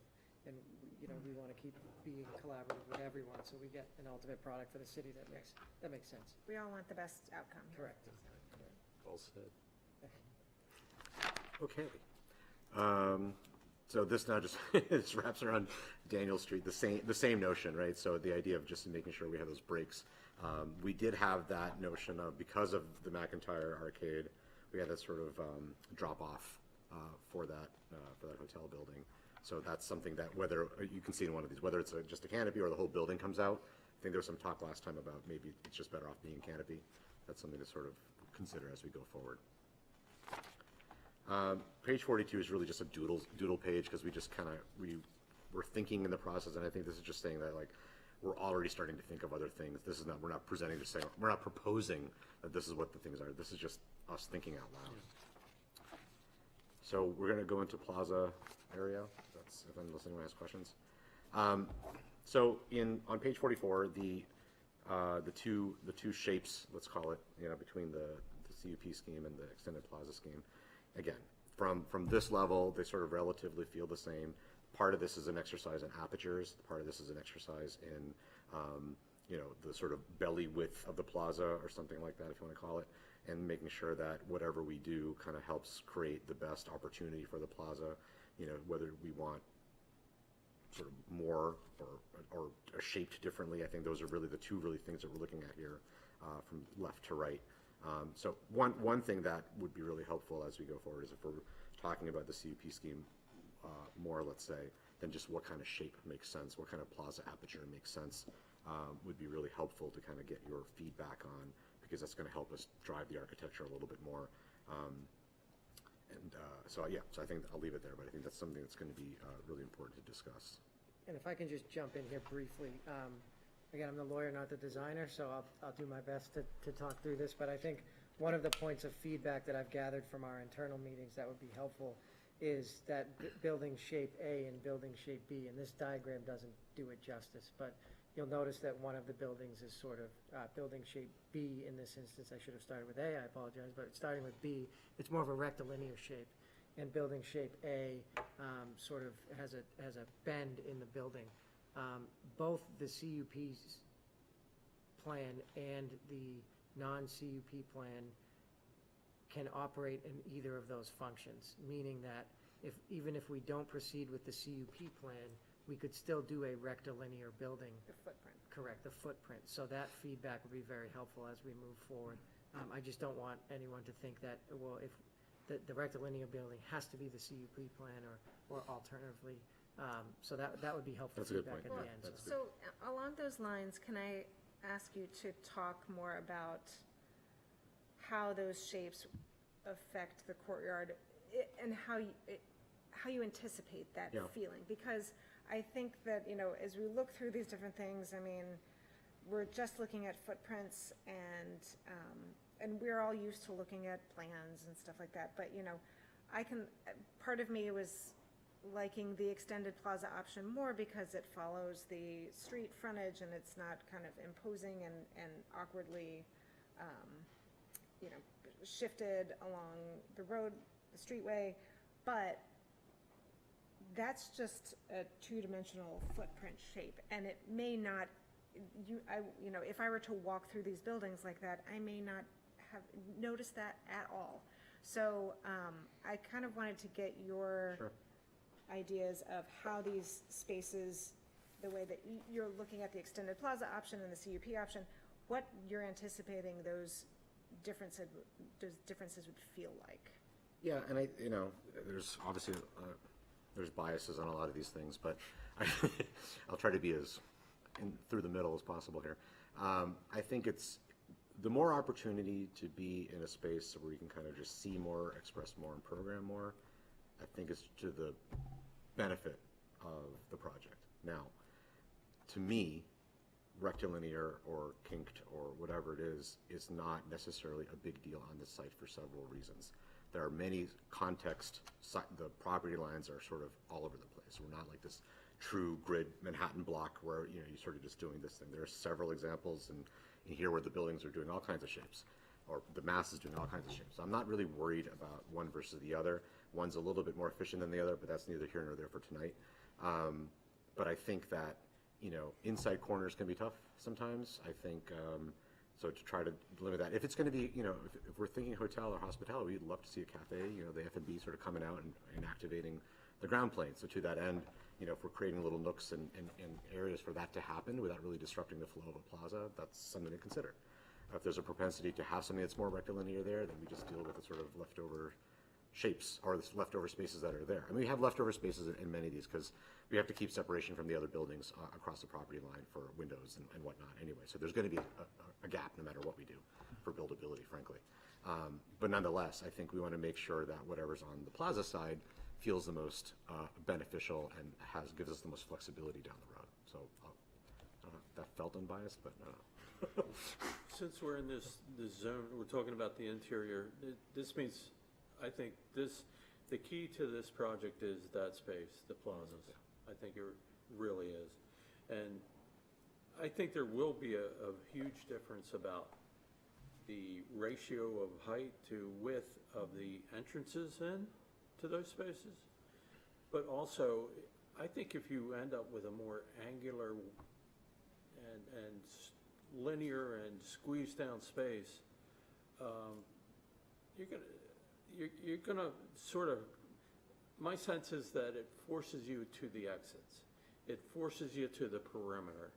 Something more rectilinear, more formal, and more static would be, in my mind, a better approach. yeah, that's a sort of a European sort of piazza kind of approach, right? The scale's very different. From that perspective, and I think in a scale like this, I'd only be a little bit leery about, and this is obviously arguable the other way, the difference of open space to your vertical wall height. And the less open spaces and the closer that vertical wall height, to your point earlier, is you want to make sure that that feels okay. And if your plaza is, for example, 20, 30 feet wide and you're next to a 40-foot building, it feels a particular way. If your plaza is 40, 50 feet wide, you're next to a 40-foot building, it feels a particular way. And I think that's what we're trying to make sure, because we want people to go there.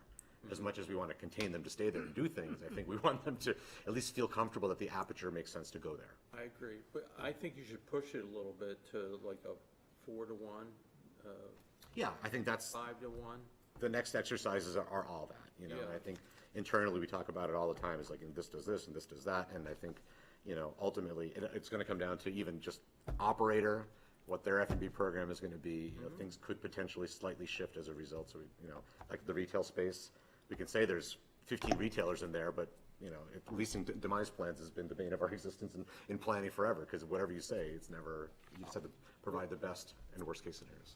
Well, you know, we talk about Commercial Alley as like, hey, we want it to be like Commercial Alley. I think that's too tight for this. Very tight. I'm thinking this is more of like Portsmouth's Rockefeller Center.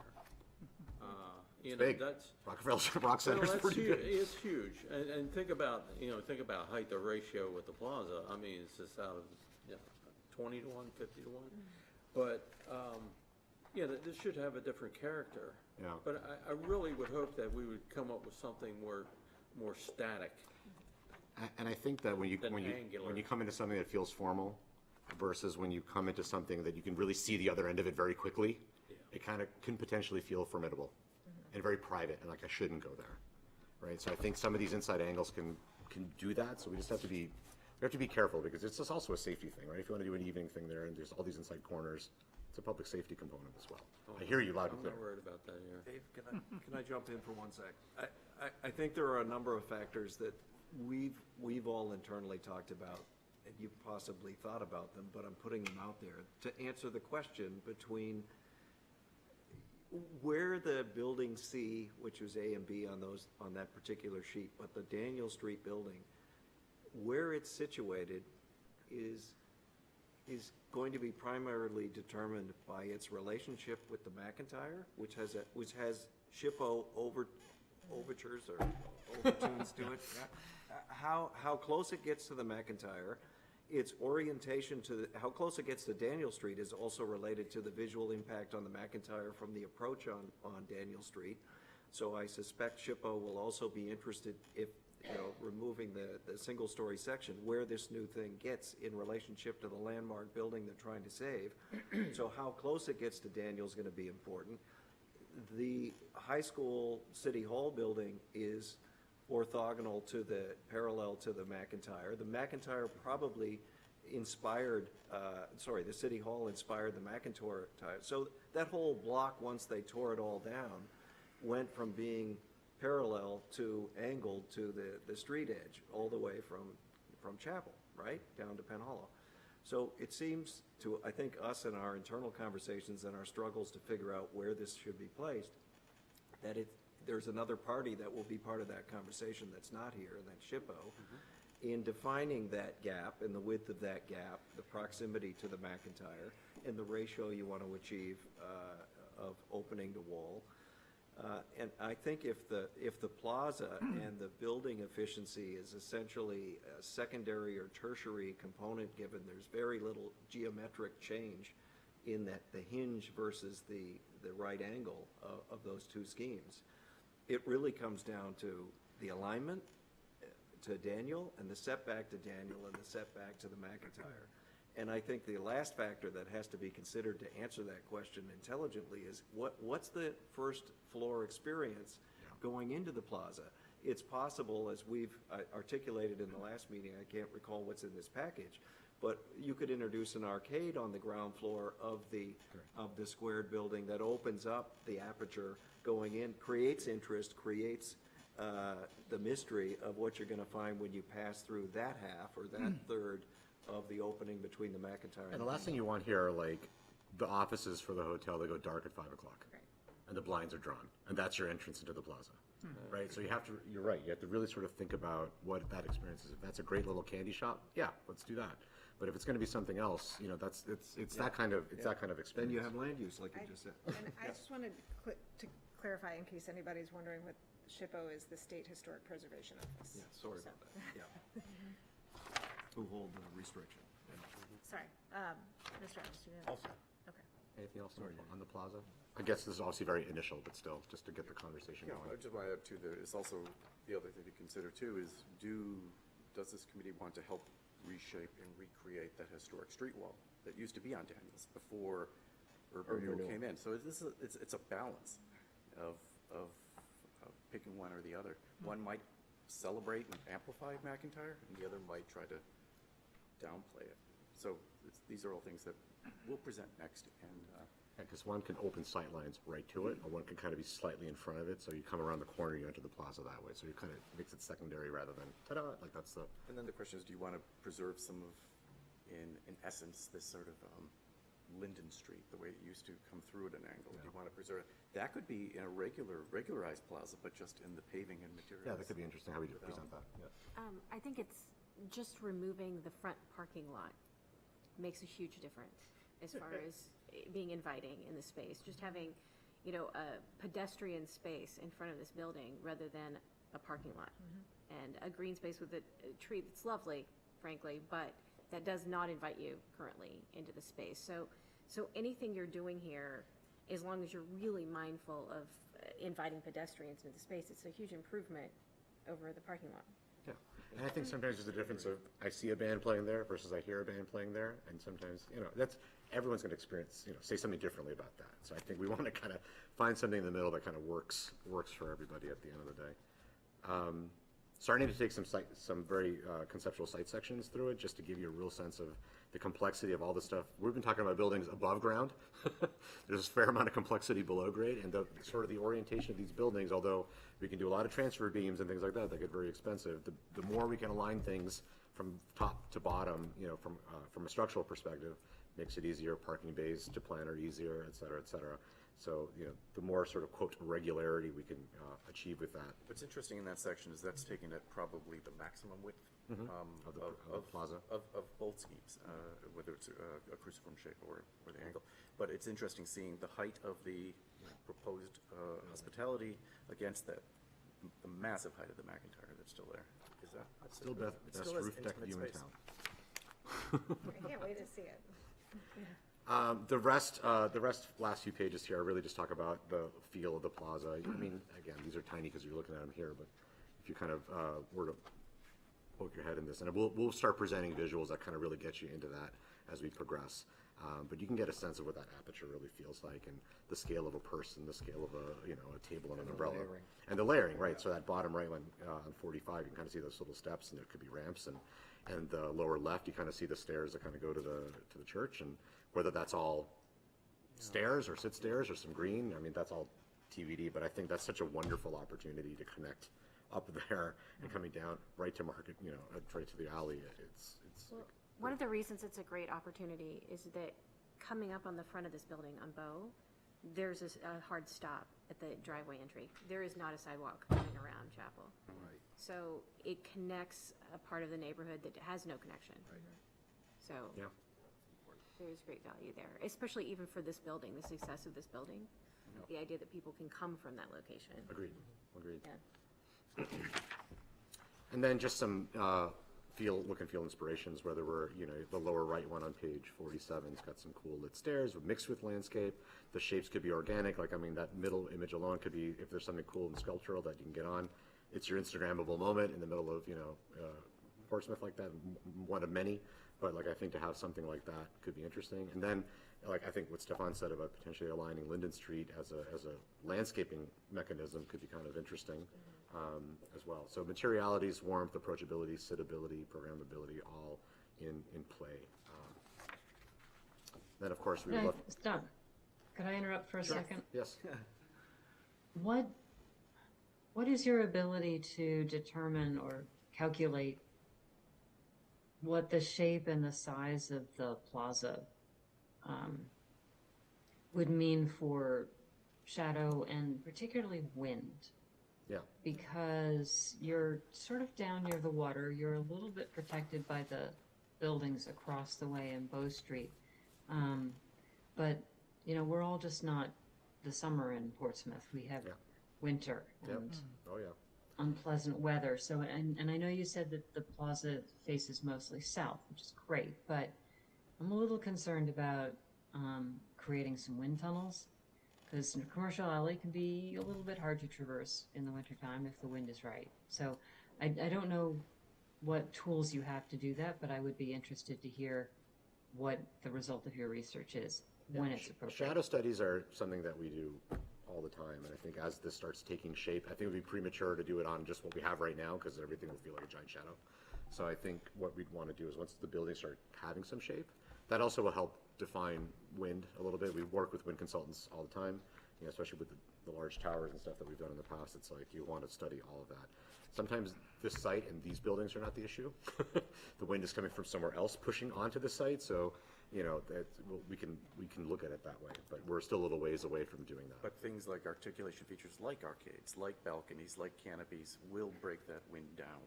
So our consultants, our wind consultants, always recommend those things. Right angles are sometimes the biggest culprit for wind. Just so you know, sometimes when things start doing this, it dissipates. Just putting it out there. Trees as well. Make them 89 degrees. 89 or 90.1. You never know. Anyway, so that's the deck, and happy to answer obviously as many questions as you folks have. Our hope and goal is that some of this is, you know, giving us enough information to say like, yeah, we like this, or this makes sense. I think that's what we're hoping to hear. So the next round we come back actually has some more informative imagery for you. Great, so. Bear with me. I took some notes today. Please. Going through the set. Again, I'm supportive of the CUP plan.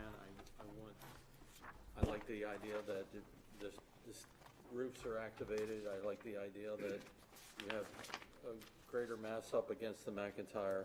I want this project to be successful, and I know that a great reason that we're 10 years into this thing is because someone was worried that a developer might make some money, and I don't want that to be, I don't want us to be there again. So I want the first-rate, perfect, best project we can get.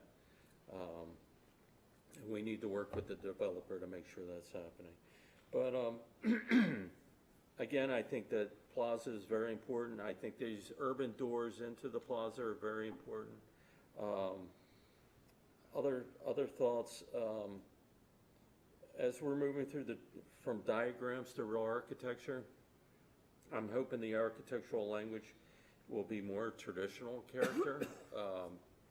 I'm hoping that we can avoid, right now I feel like the McIntyre was a mistake on the site. We're stuck with it. It's a horrible, in scale, it's horrible in language. It's awkward on the site. It's almost like the architect never showed up in Portsmouth when they designed this. So, given that. They call it brutalist for a reason.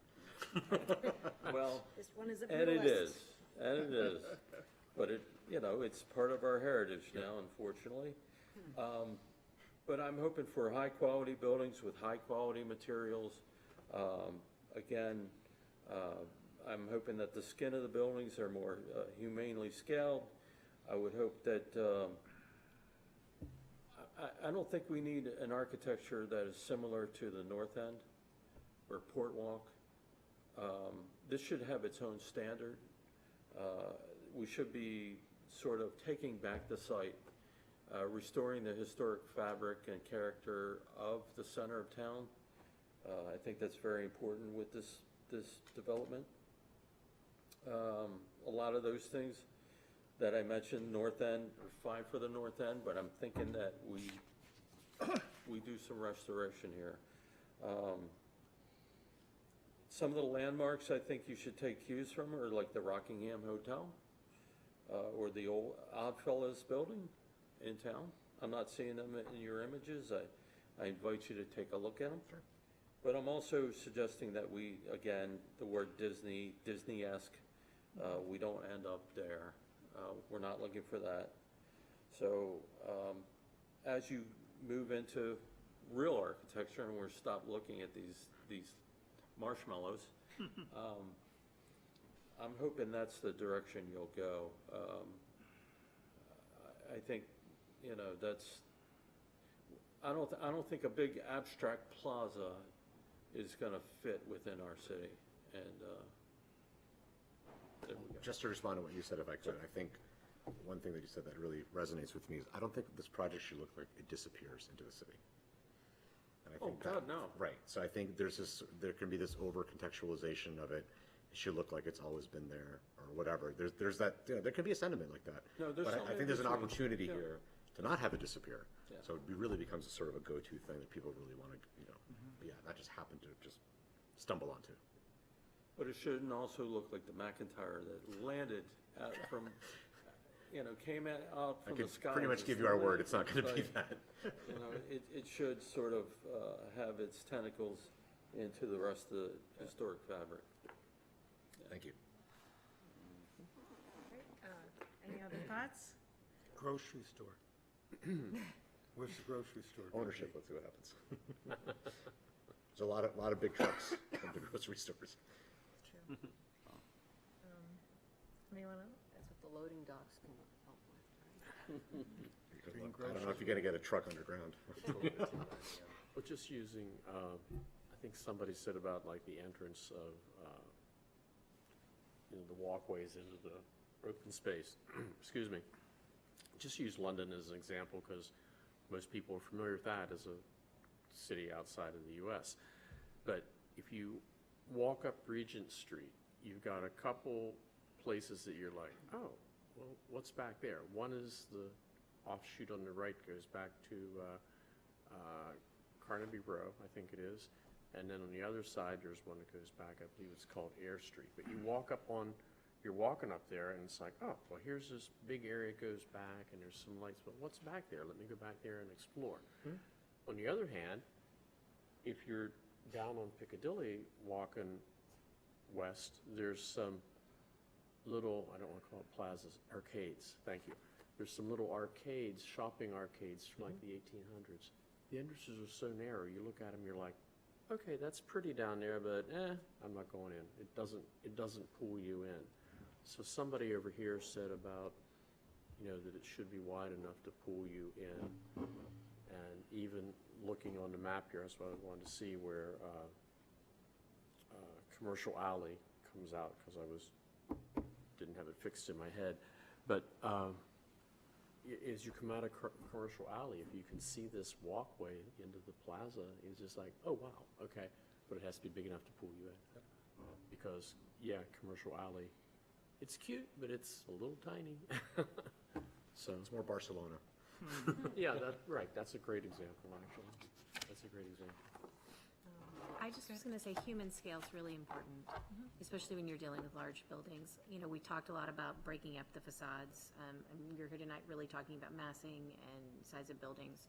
So creating that first floor space, making it look human scale is critical. I've seen in many newer buildings, you frequently, while you can have shops on the first floor, if you don't create the right facade on the first level, it just feels like this large building is looming over you, and it's not inviting even for retail.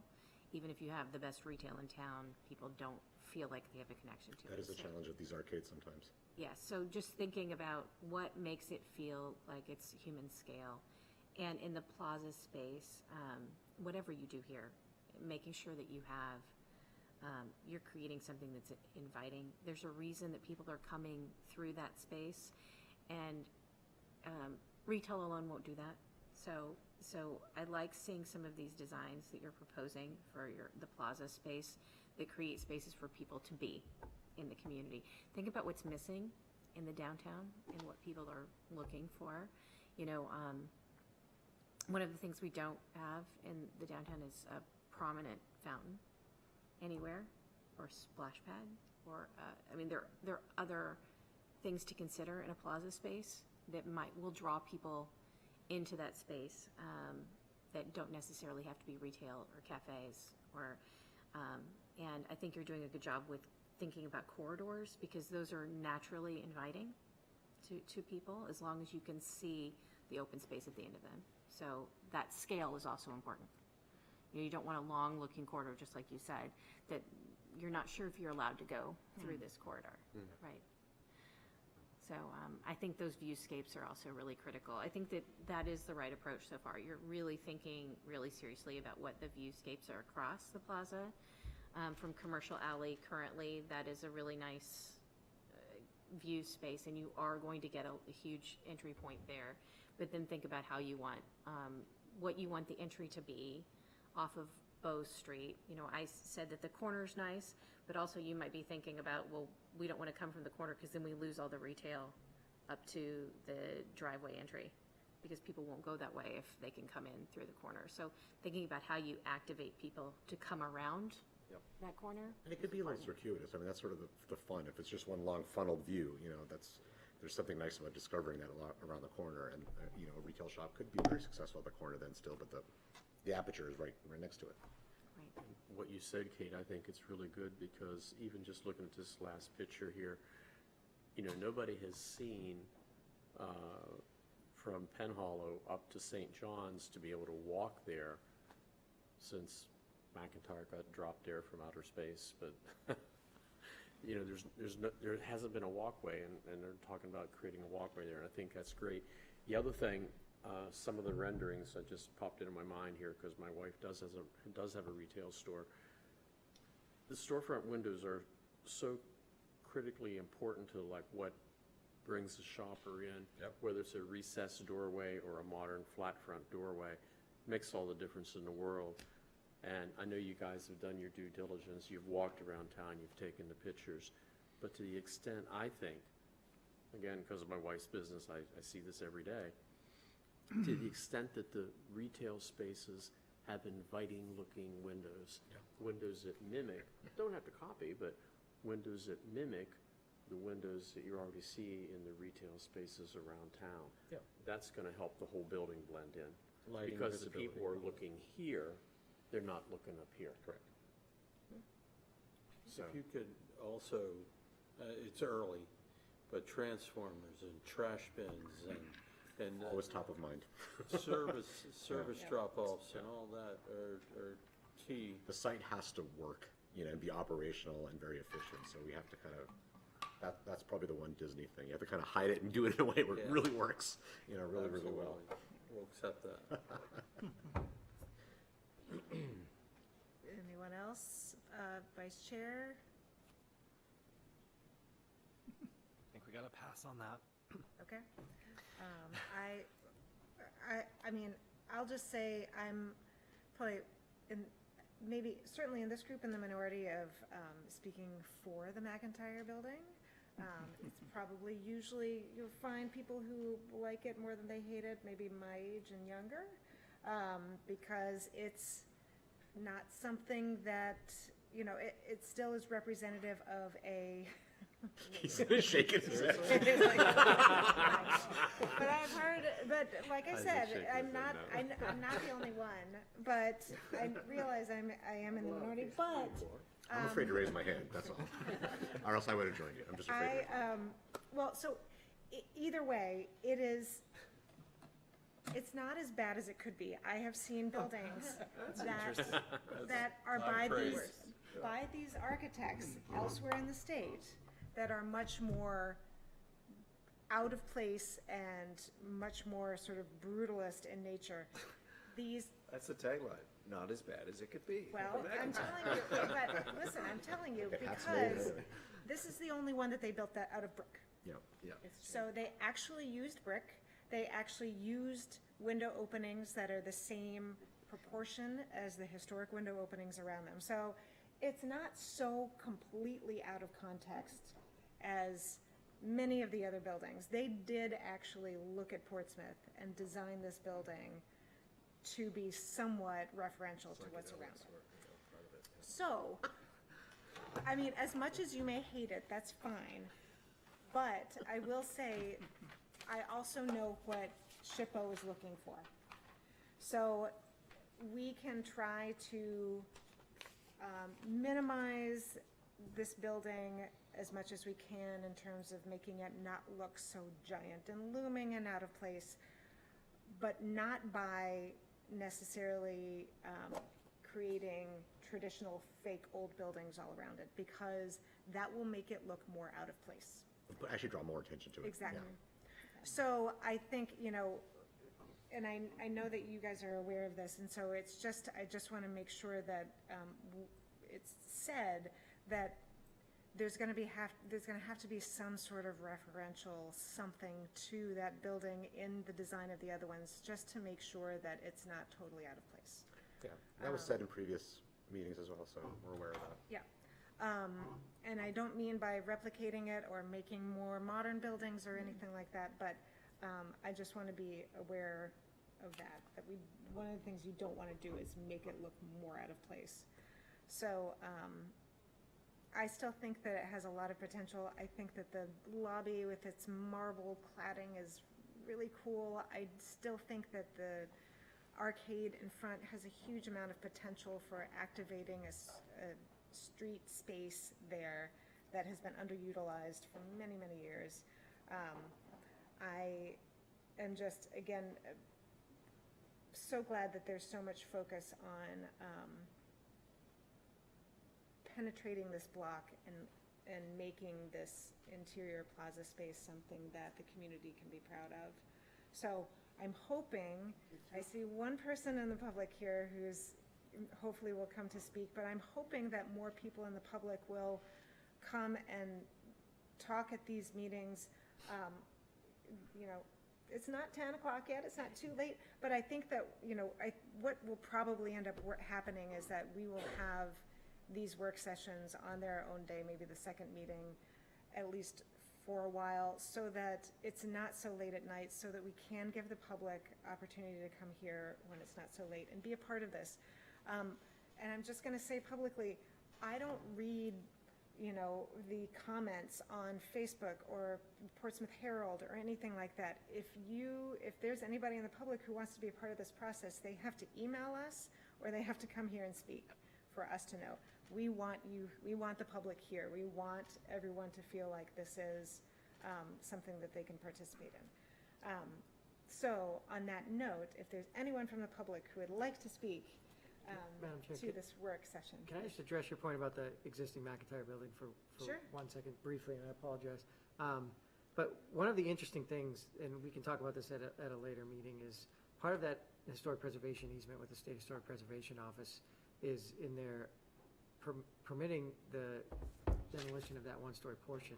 They've included mitigation measures that the owner has to implement on the site. And one of those is sort of an outdoor exhibit demonstrating some of the history of the site. Right.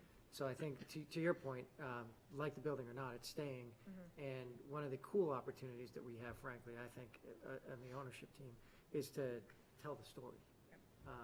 And so that will hopefully help as well. So I didn't want to interrupt. I know that some of the public here. I think it's great.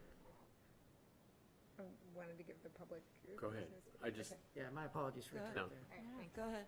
Oh, fine, go ahead. The letter that we received, Isaac, you sent out today, we haven't mentioned it, but we all got a letter about the Tom McGinnis Memorial Tree, because he was, I'm a retired American Airline captain, and he was American Airlines first officer.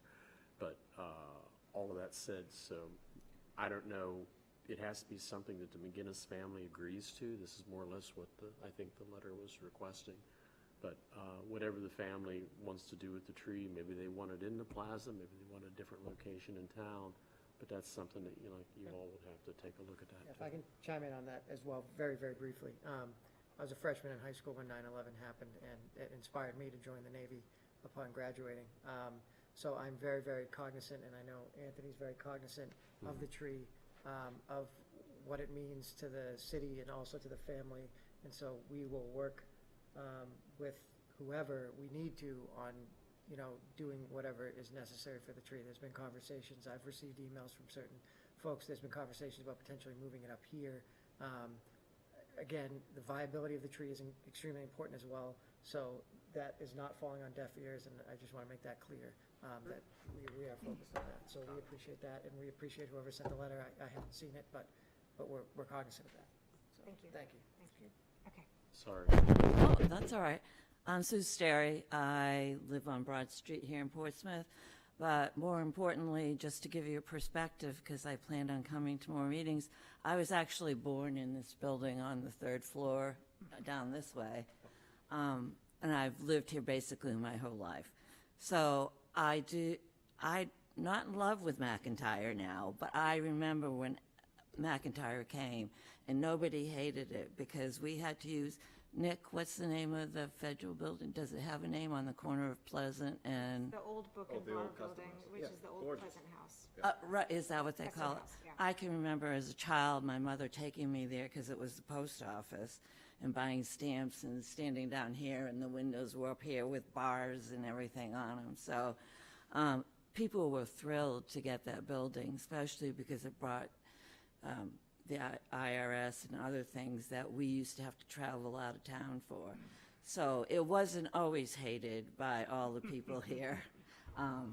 Basically, I think only the newcomers. Later on, parking was a big issue, and then more people started complaining about parking and not so much the building. So just to have a side. That's helpful. No, I'm all for change. I'm not against any of it. I really like the sounds of what everyone is talking about here. And being on the Blue Ribbon Committee for this building with Kate, I know this is going to take years to settle out, but it takes all these finite things that you have to do to get to the point that you can convince the rest of the world that we really need to have this building or the project as it is. I just have a quick question. Are the impact, or like traffic studies and things like that, those have already been done, or is that done afterwards? Is there traffic studies done? Oh, there will be. Yeah, No, there will be, as part of the planning board and the technical review process, absolutely. Yeah, they have not been done yet. That's because I know they'll be on record after that, right? Of course, yeah. And then my other question is, you said you've done a shade study already but it's something that you review all the time as the actual concepts start to get figures and numbers of how tall the building's going to be and all that. Not done a shadow study yet. Oh, okay. On this particular project. But they've done. We do many shadow studies in general as part of a lot of our projects, yes. So once the buildings get some form, then we will absolutely. So my follow-up question is, does that impact, so like if it came back and said the whole inside of the plaza was going to be shade by 1 o'clock in the afternoon, would that impact what goes on with the structure? This is just a curiosity question. It may or may not even make a difference sometimes. Like sometimes you can say, well, take off a story. That may not even do anything because another building could be providing shadow, as well. So that full analysis is something that we would do. It's likely to affect the program in Correct. that plaza Correct. more than the surrounding Correct. context. Correct. Thank you very much. Good luck. Thank you. Appreciate it. Thank you. Is there anyone else speaking? No one online? Okay. Any other last-minute comments before we move on? As part of some sort of some administrative housekeeping, one of the things we mentioned last time was having a joint work session with the planning board, and we have to get the planning department to work with them to figure that out. So hopefully, I don't know, I would think that sooner rather than later would be good to meet jointly with them. Okay. Because it all informs the architecture. Right. Right. And I know that they deal more with two-dimensional stuff, but we want their. Yeah. They're good, yeah. Yeah. Okay. So maybe next month's meeting will be. I think you're gonna want more time than. I was just going to say, I think Okay. to go from the marshmallow to anything next, I think is going to require a little bit more time than just, because the month to month gives us just a very we can change to really do anything. Yeah. And now these next meetings are going to just be more and more meaningful. Okay. And we just need to have enough time to produce enough stuff to show you, to give you options and stuff like that. So Okay. So we're thinking September. Okay. Correct? Yeah, my request would be that we propose continuance to August, so I can run it by the ownership team, and if that is okay, then I will send an email requesting a postponement, if that's okay. Sure. Madam Chair, That's Isaac, fine. whoever. Okay, thank you. Yeah, however you want to do it. And I just wanted to throw that out there in case, That's helpful. didn't want to see planning board until later or something like that, but I think probably it's sooner better to get. Yeah, any information that helps us, make this better. We may want to get to the technical advisory committee in advance of coming back here and having the joint meeting. So we have city input, we'll Sure. figure all that out. Sure, okay, great. So, could I get a motion to postpone to continue to August with potential postponement? So moved. Second. All right. We have a virtual member, so we'll do a roll call. Mr. Aye. Booth? Aye. Aye. Aye. Aye. And Vice Chair? Aye. Chair votes aye. So, thank you very much for all your time and your very diligent work in planning. Thank you. It's very appreciated. A lot of good questions. Thank you. We just have one quick little thing for HTC to finalize, which is just our discussion of the NAP boundary revisions that we had with the planning board. I don't know if there's anything more that we want to change or discuss in what we had originally recommended to the planning board. We sent out our maps. I don't know if anyone's taken a look at them. I know the vice chair has gone through and walked the streets looking for any view sheds, so I would love to hear her report back on that. Yeah, I didn't come up with any view shed that I thought we were missing. The one I was concerned about near the market that's on Middle Street, that's been covered, so I'm not worried about that. There was the letter that Isaac sent around that we might want to discuss. It's the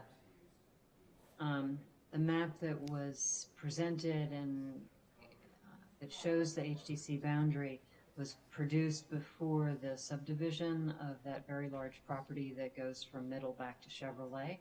So that we might need to address that change in what the map looks like. So that's a good point, and I was looking at that. We hadn't seen that letter before.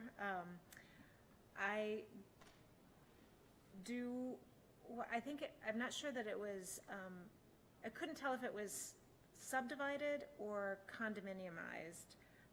If it's a condo, then it's still part of the same parcel, and I don't think that we can subdivide ourselves that parcel. If it has been subdivided since then, and the front building is on a separate parcel, then that's fine. So that's something that we'll have to work out with the planning department, I think.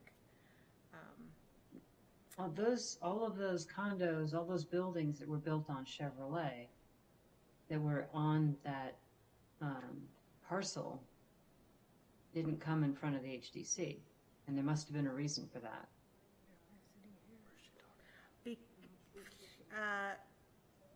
Probably because they weren't in that linear boundary that was in the buffer of what was in the HDC before. Okay. So again, this is, It's only if the boundary line actually crosses through the structure, then the structure is in the HDC. If there's a portion of the rear of it where it was not, where the boundary line bisects the lot itself, anything that's not in the district would remain outside of it. And it wouldn't be considered new development within the district. all right, so that particular one might need some closer Sure. look at from the planning department, but again, this is one of the inconsistencies and questions that we're trying to clear up here. So, any other thoughts, or other than that particular instance, I still think that we've got a good reason and sort of rule for redrawing the boundary lines as we have here. Any other Just a quick questions? question. When you, when you look at some of these properties that are proposed to be removed, are any of these properties of a quality, historic nature that you would think well, we're kind of throwing this one to the wolves. We're losing a beautiful, example of historic architecture by taking this lot out. I think there may be, I have not gone through and evaluated each one, but I think that's why we also want to have further conversation during this master planning process to see if there are areas or streets or peripheral resources that we might want to look at expanding and taking in. That's a real good point, and this is probably a question maybe for Isaac. Where was the house on, was it Austin Street that they had the point of contention about the barn? Where does that on It's this totally- map? That's Nowhere near. completely outside of It's this. totally outside. It's out. It's way It's not outside. even up for Okay, discussion okay. in this Austin and particular. Coppins Court, yeah. Oh, okay. Yeah. Got you. Okay. Way out. And I think Martin raises a point, but I think we talked a little bit about the twin house to the doctor's house. And there was a suggestion that that house be included, but it felt like spot zoning because it was not, it didn't fit into a consistent description of what we're trying to achieve.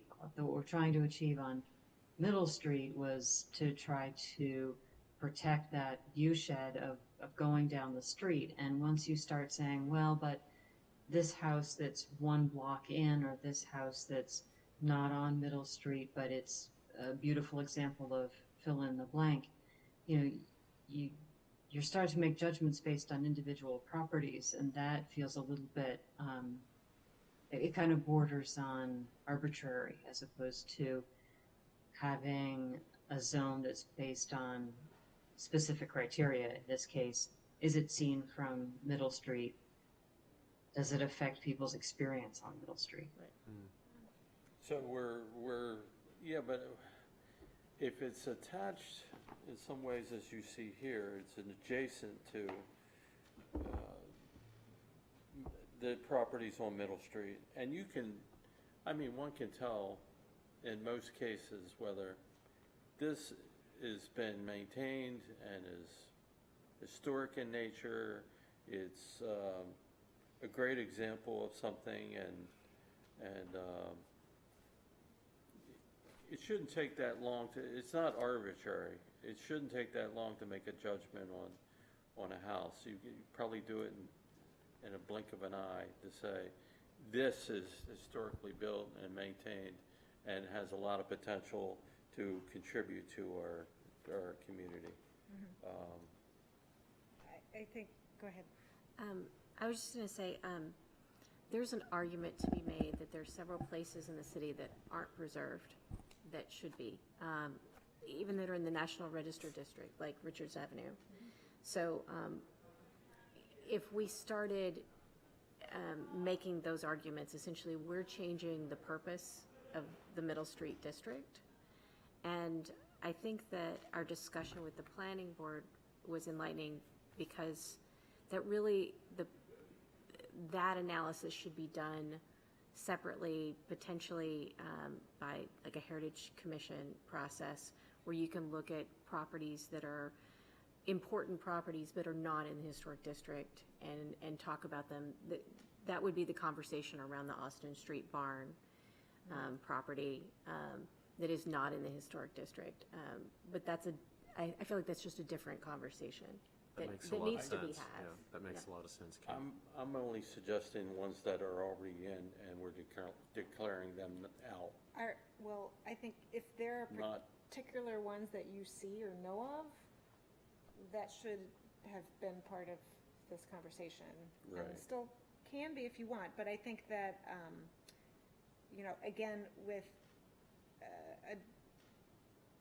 this, the master plan gives us an opportunity. I don't want to keep pointing to the master plan, but it gives us a good opportunity to start having these broader discussions, because, Richards Avenue, that's a beautiful and very representative strip of early development as you moved west out of town.